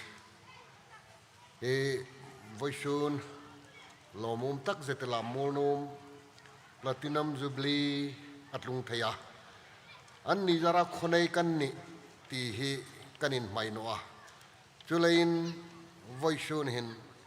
hi platinum jubilee hin tho thei dang mathang puina thei dang kan nei noa miracle chu hi thil pek in hlan kan no ma platinum jubilee committee hai kha an committee chairman aman no le dong thei ding hai hung hai sen la mi hung dong pek hai sen la lo mum hleng ati e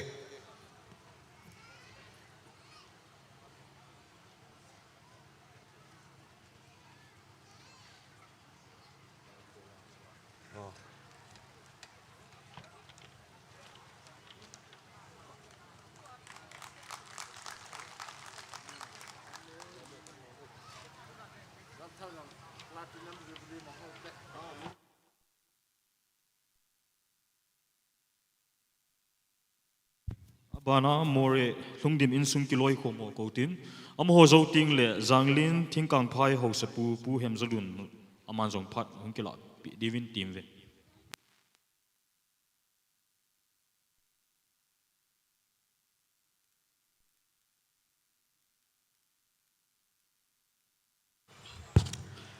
ki pau men ama sapenin hetabang phat ho e piwa pa pathian ha chung nung thangwa na kain pe ki ho more apat sa hung kahi in kamina hi le thong khungam hlungdim kahi in tuni ni kho in moria in sung ki loi khom na mlp ke in he chun platinum jubilee ki man na dinga invitation kamu dung zoi ven ki pa thil pe in chi kapino mo vin khat penin những lạ bị đứng viên cầu na cái này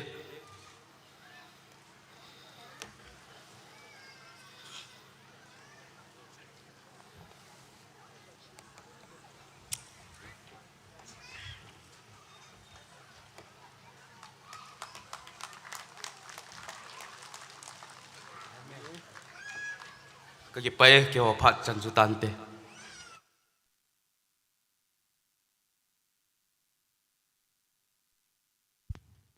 zanglin thing kang phai ho sa pu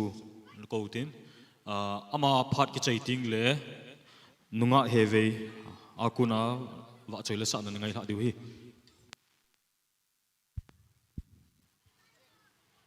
zanglin thing kang phai ho sa pu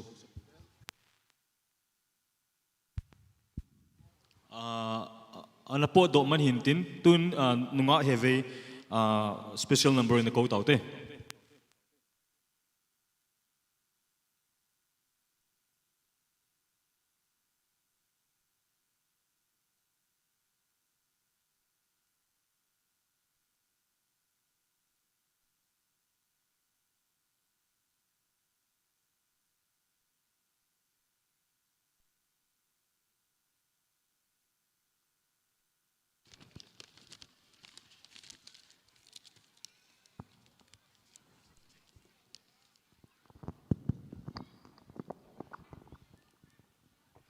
Pathian wa choi na dinga ka hin sa de choi le hi bang lo ma ngai lu ka chan hi ti chu ka hin sa de hi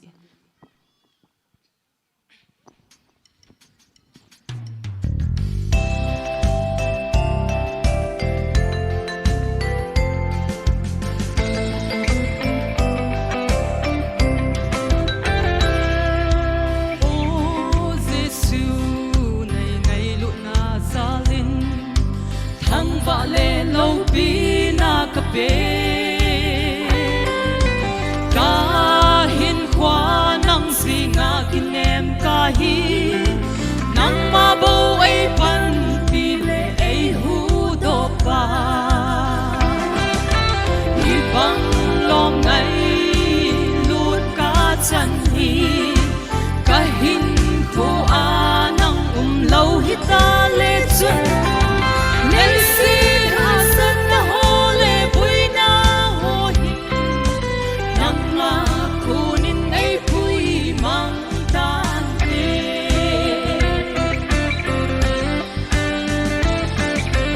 ka hin kun ni tin nang ha ngai in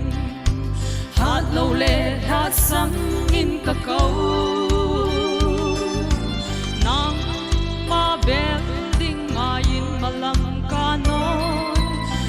suhale ei phong din din ka hin be khi băng lom ngay lut ka chan hi ka hin ko anang lâu hita le chun lấy xin ha sat ta ho le pui na ho hin nang nga kunin ei pui mang tan te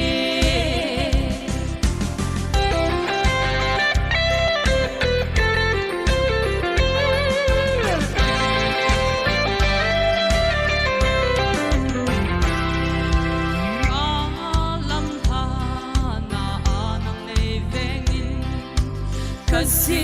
cafe kanung kama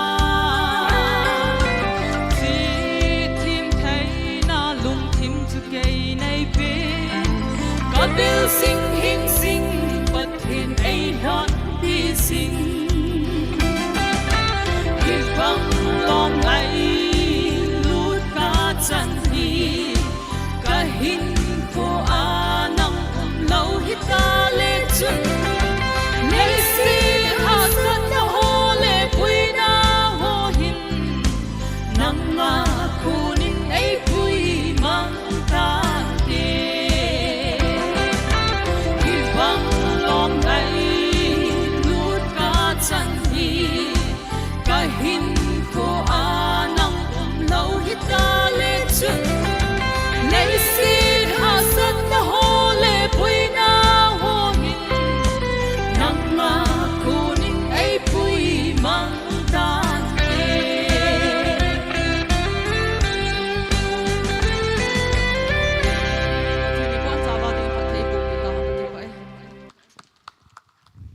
kipamin nunga heve tu hin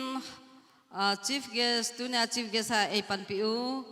sita in pipu ama phat mang ding ko hitin ama akichai ting le chapang ve hoi chong yen la hin san tin chu zo le pu jang hu se molnom khopia acheng lui roi khat in jong a hin sa ding hi tun sita in pipu phat mang ding in ka hin ko ve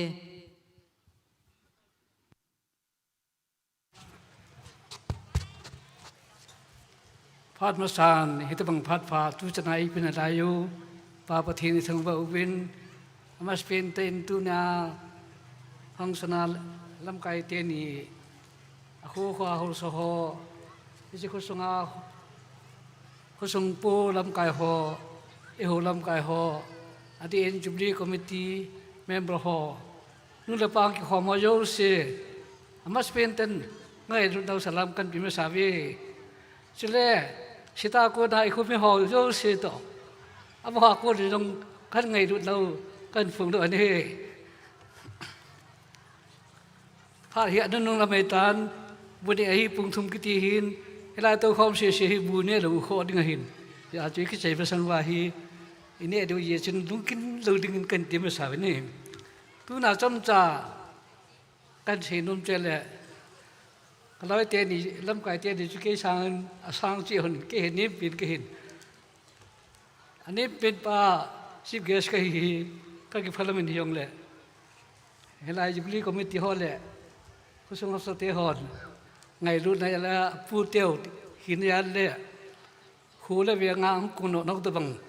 hi ya la chú in ko yo le các cái lệp đỏ thì tụ buồn tu này ông hi in là mà cô na bơi ta phát lập địa lý ra không khảo về giờ xin tu này hin đê đền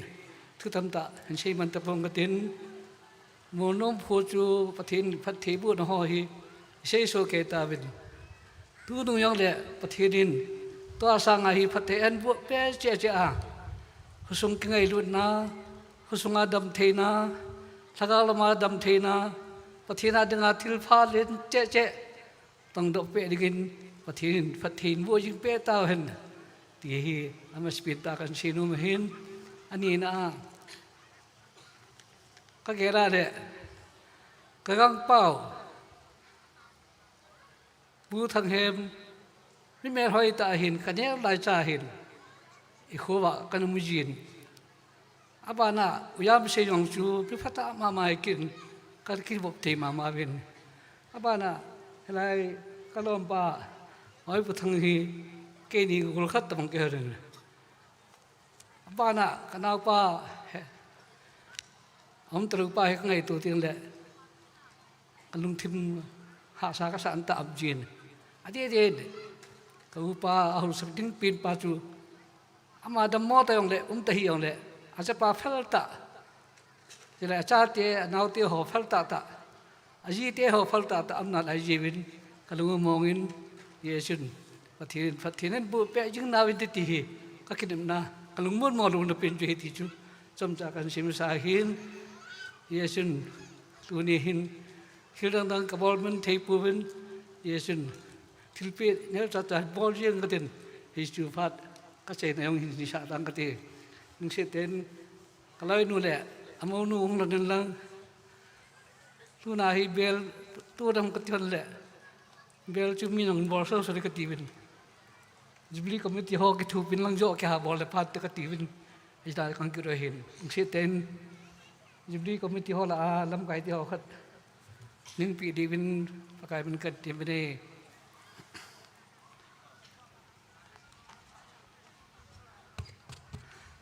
abana hausa pi abana inau nu inau hedrun nói đủ chịu đom chỉ là hậu sấp lu sẽ bảo rằng nó sẽ tên nông tin nó định cần tìm mình anh mới bên đây có mấy tiêu họ liền là hình bóng sang cái tiền phòng trai dùng lệ thì không mà mình trả đi cần tìm mình bảo thì không cần gọi với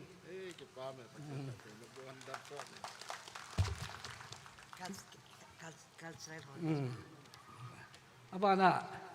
hausapi yuno hyang hi mitho hatta hi ti heso kevin malai kaninu harin nimo hi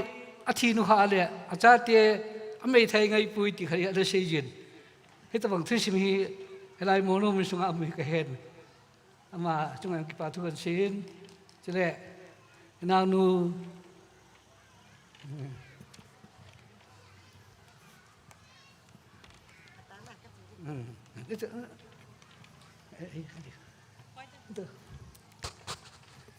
ilung kin biasa ruti he achai na in tunin ka gale phong khan lo pi tai bon na hen now te ho cultural dance party ti rom cultural group ti rom ho he athil bol ho kitang ka sain helaya sung ki ho do peda pengkul mu yong chu tu lai pengkul mu ai bangin ngam chom chom agin ha chom chom min tu da mu ro chu kholang wa si to hom mu to kilo chat ahil kalung helen ki pa thu kan sin ra ba na naw te ho ka sa da sa chom chom mi yo si sul te a bo ho chung hin ki ko lo be yong la ka pe ra sil bol ka vel le kalung le yin ye sit naw te ho yong tham khat tu ka pi be tum lai he chi ni nu yang ông biểu cultural dance là đi rồi hết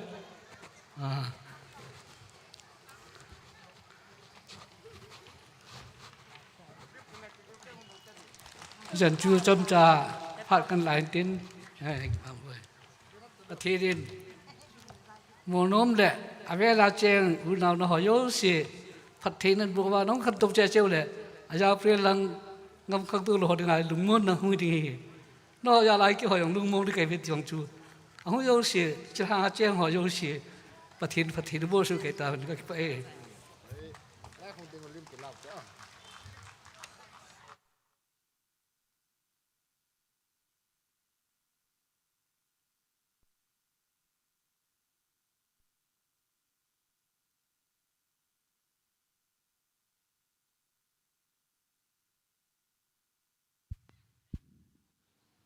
sita in pipu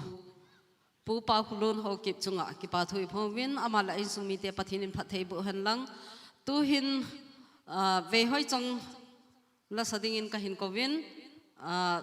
ve hoi chong hi MOLNOM in pi te in sunga ko na stage a lasa ai performance bol masapin hungi dinga hi in ekipa piwin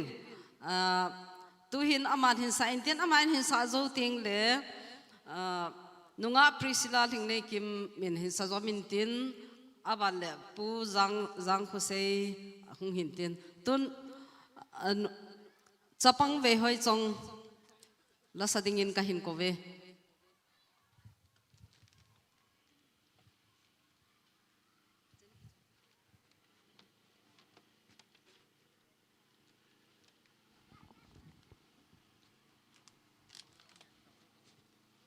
Hello, check.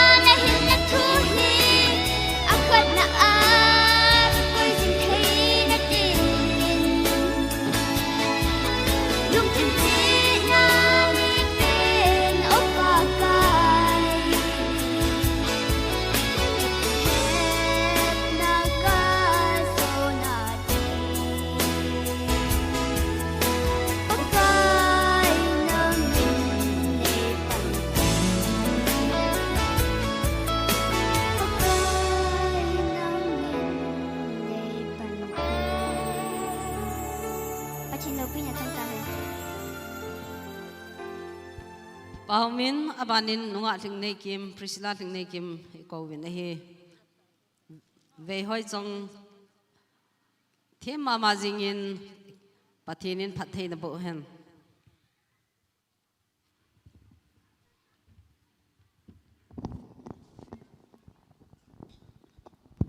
Hello, hello. Lumlam ma kon tila hin saloningi.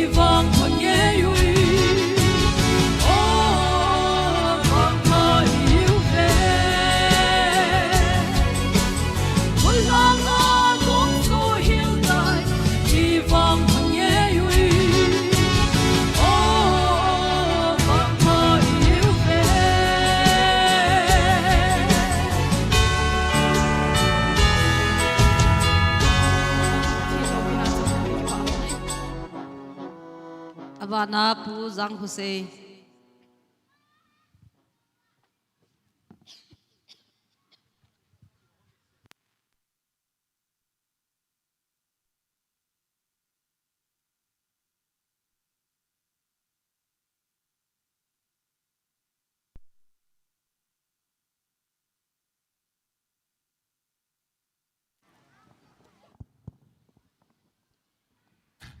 la sadinga kakigon le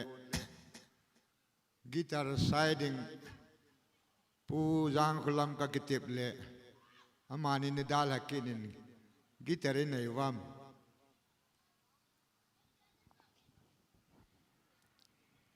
gitaram lawa hele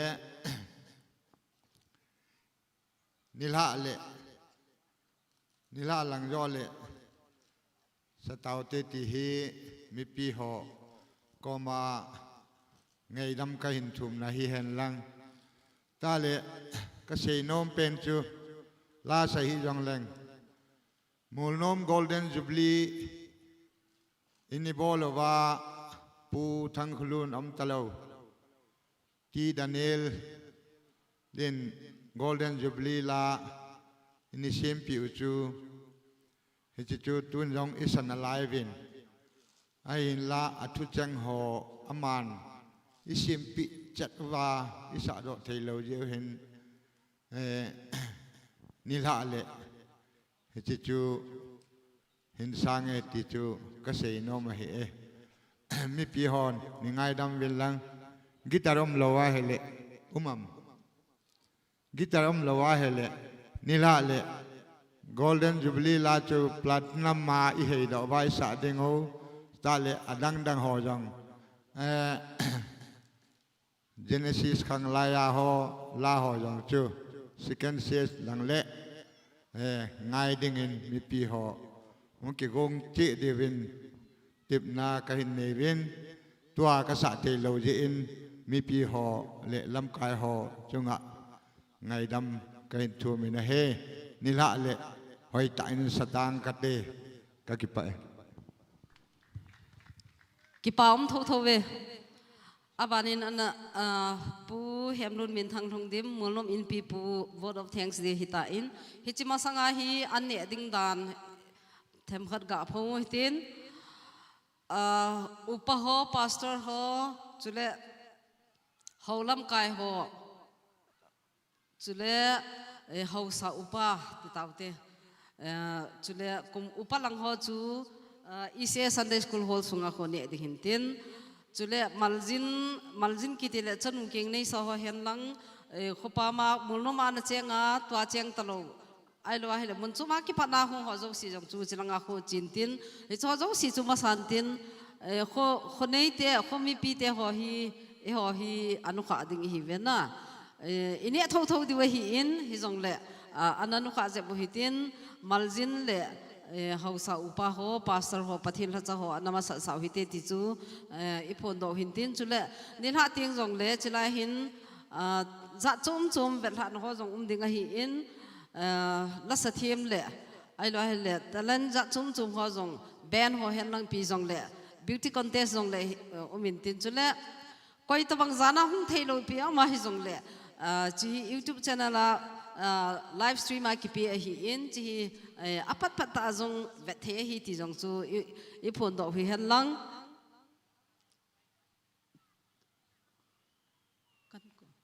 tu hin ho sapa in phat man masangin sita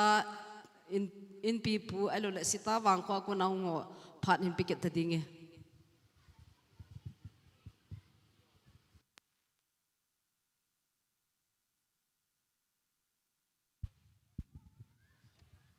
pau min phat kinota hi jong le sita ko na hung kalsong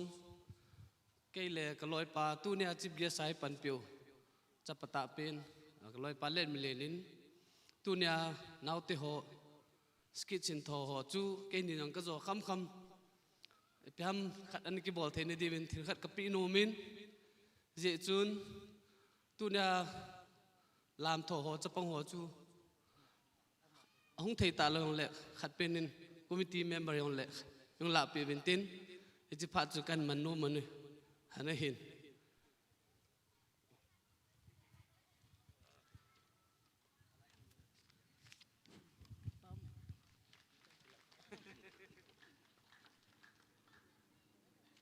aki pa ve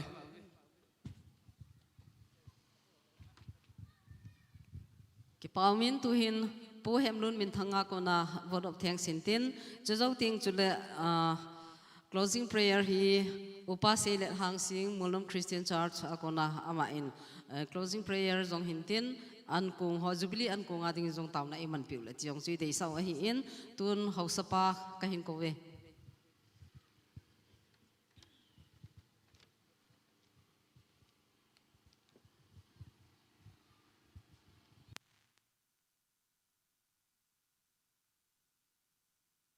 hapta masa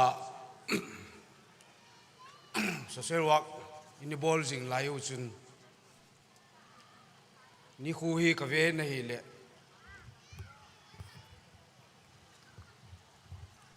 ni si hin gumalin idien khum jing u vinai le anakilung kham ke in ahin zani dunga pat chun ni sa hung ke ho in na hi le jo zo si hi itau nau ga jong le pathinin piu veti hi mit tain imuvin ama sapen tain pathini ithang va uvin pathin ko ma ki pa thu sei vin he ki pa thu sei ding ham kati le zong atam zo hi chairman pu in welcome speech achun asai ta na hi le ahin ama sei bang khai ho ka hin sei ing katin ama sapenin Jubilee committee tu chungai pan pi ho gule dai nuya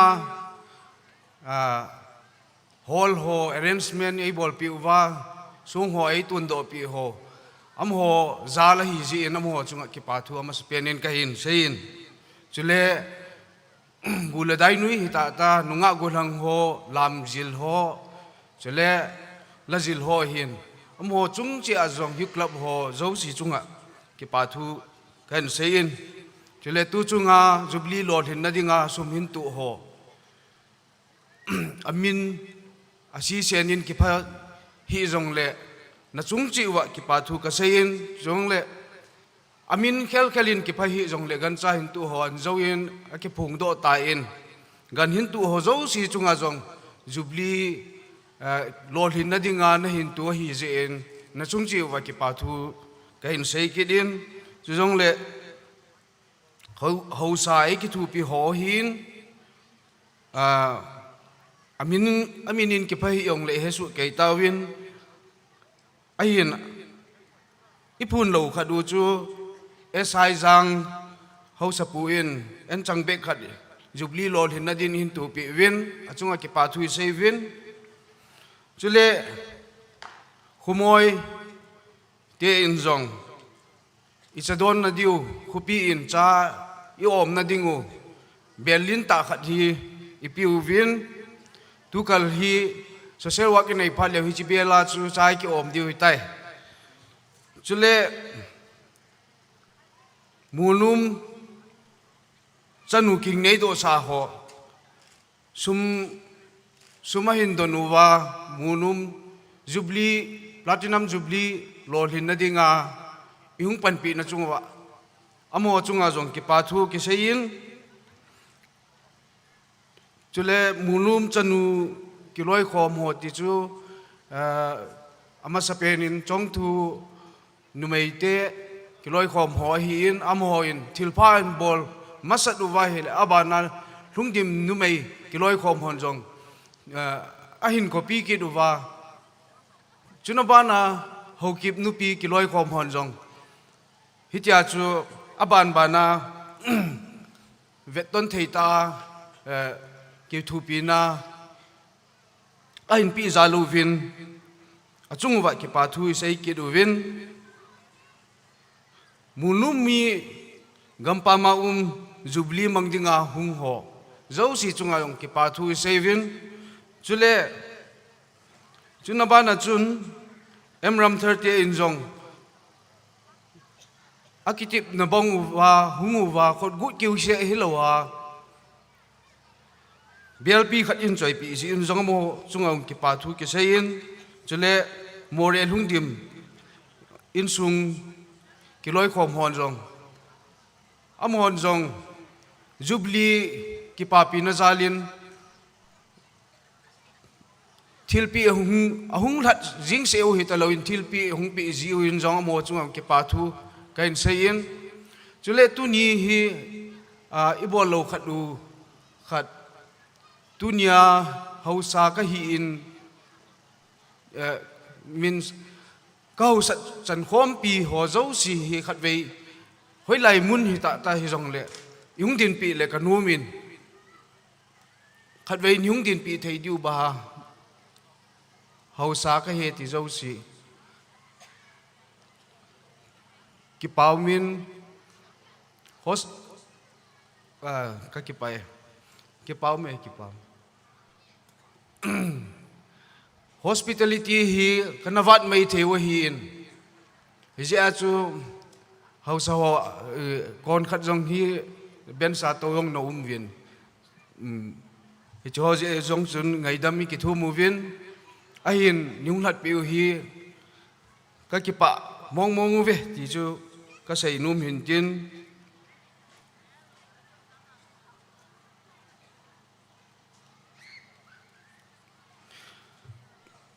ki pa thu hi i sei di le sei ding atamin ka sei hai jong ding a hin chi chu chun ka sei hai o mang le ki ngai da mu hi tin tunia hung la zo si hi ine seng lo diung vin bu me ki hunin sir sa du loi sir sa du ane ding bong sa du loi bong sa vo sa du loi ti chun a chi na ki bolin i du pen pen yu ne ne diu hin tin ja chu en kam khat be hiong le lai lowa ki le lowa ium diu hi mi pi zo si adin khupa ma ku na hung zo si hi in Jubilee mang dinga hung zo si Jubilee ka mang nai ki vet sa na bu ine su ke diu vin ka hin ti me hi chan chu ke phat hin tin en ne ku na hi ta to lonin thu ki tam se han lang hi le ni vet dar diu hin en ne ku na thu tam se ho hi koi ma na mu num ji pon hi chan chun chai ta ngi ka ki pai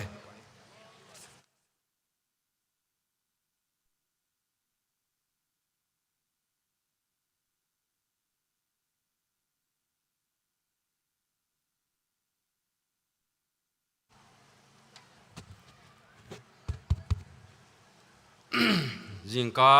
kung som la khana ko na ito hi jin ichim mama di hutain phat chai na ai to kilhonen pathian janan an ding su ke huten ki su lip na yong hin tin i to cha tan tin dingu hitin idin na chewa thi bein pathian janin na ku no hitin ke man phat chai ki pa thu sei na hin mang kating pathian janan na ku no hitin ke man taw na hin mang nge các kipa về pathian nangen jingkal các kipat kunawa na thasapu akona boy na ima cham lehela ka chai the ni diwa na koma na keng bula tauna aman bangin tuhin ka kingon ho aban bana hung chala tu sun kingon ho zo si hin chai theya ka phanu nei man sa ta jevin ama sa penta na koma ki pa thu kan sin he kapathin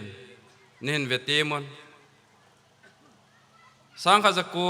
somli lesagi laya kapu am talo u thang hemen hichi khumun anasa na so pi ulanaw them khat to zuham waham anangayowa hitabang ni kho ding ho jong hi alung thim wa anungu pha lo di ho jong le pathian nang man ama phat the na bu a hitia chu kholeweng hungpunga hitabanga na phat na ho mi hizat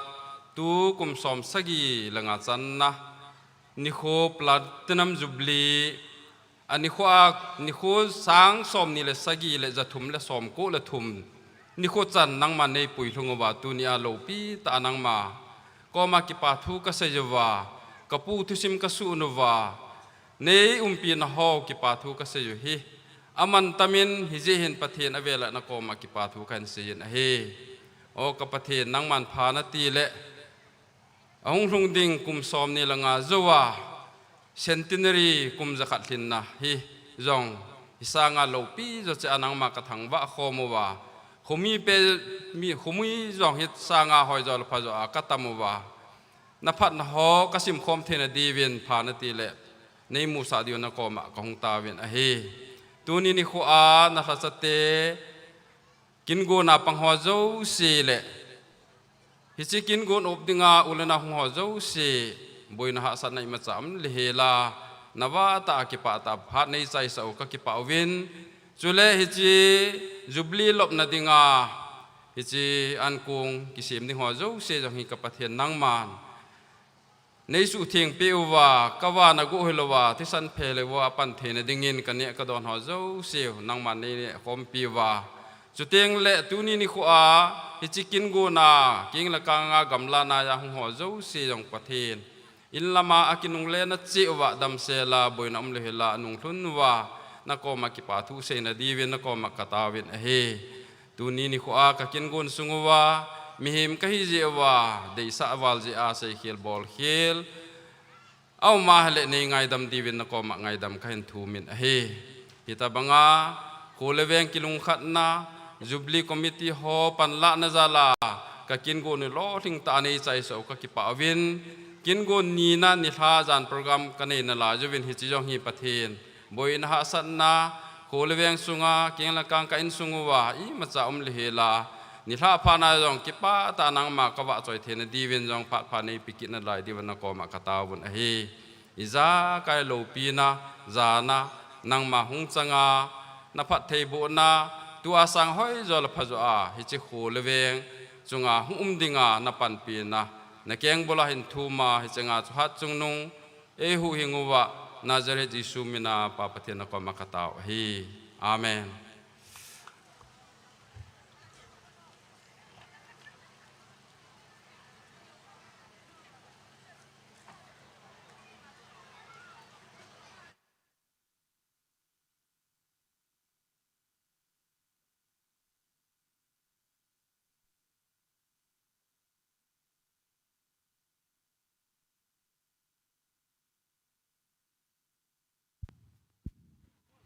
ตัวฮีอันนี้พัดฮิตกิลนะ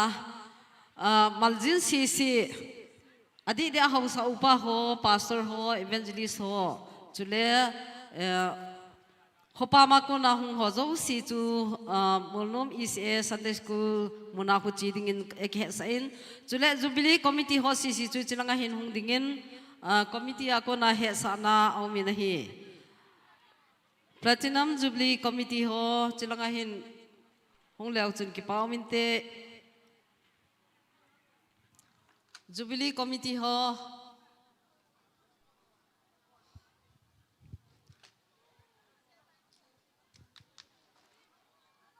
มีปีอันนี้ดิ่งดานฮีมัลจินฮอมาสักดิ่งคอมมิตี้นุกาดิ่งจูบิลีคอมมิตี้ฮออิมนงวันเจวาคนอินสเตสลังหินหงดิ่งนี่แค่สักเวJubilee Committee Member ho zo si imna chiwa ko na chilang hi hinjo dingin khen sabe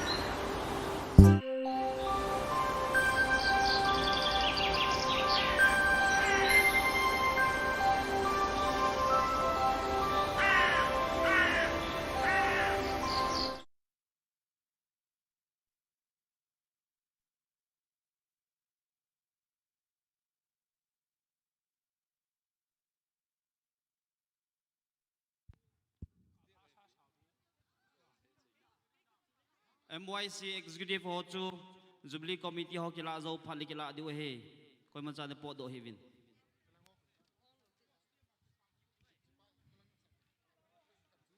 head sa kina MYC Executive ho chu Jubilee Committee hon lim kila zo phale kila diu he zi in koi man cha ne po da po leu chen ki pam te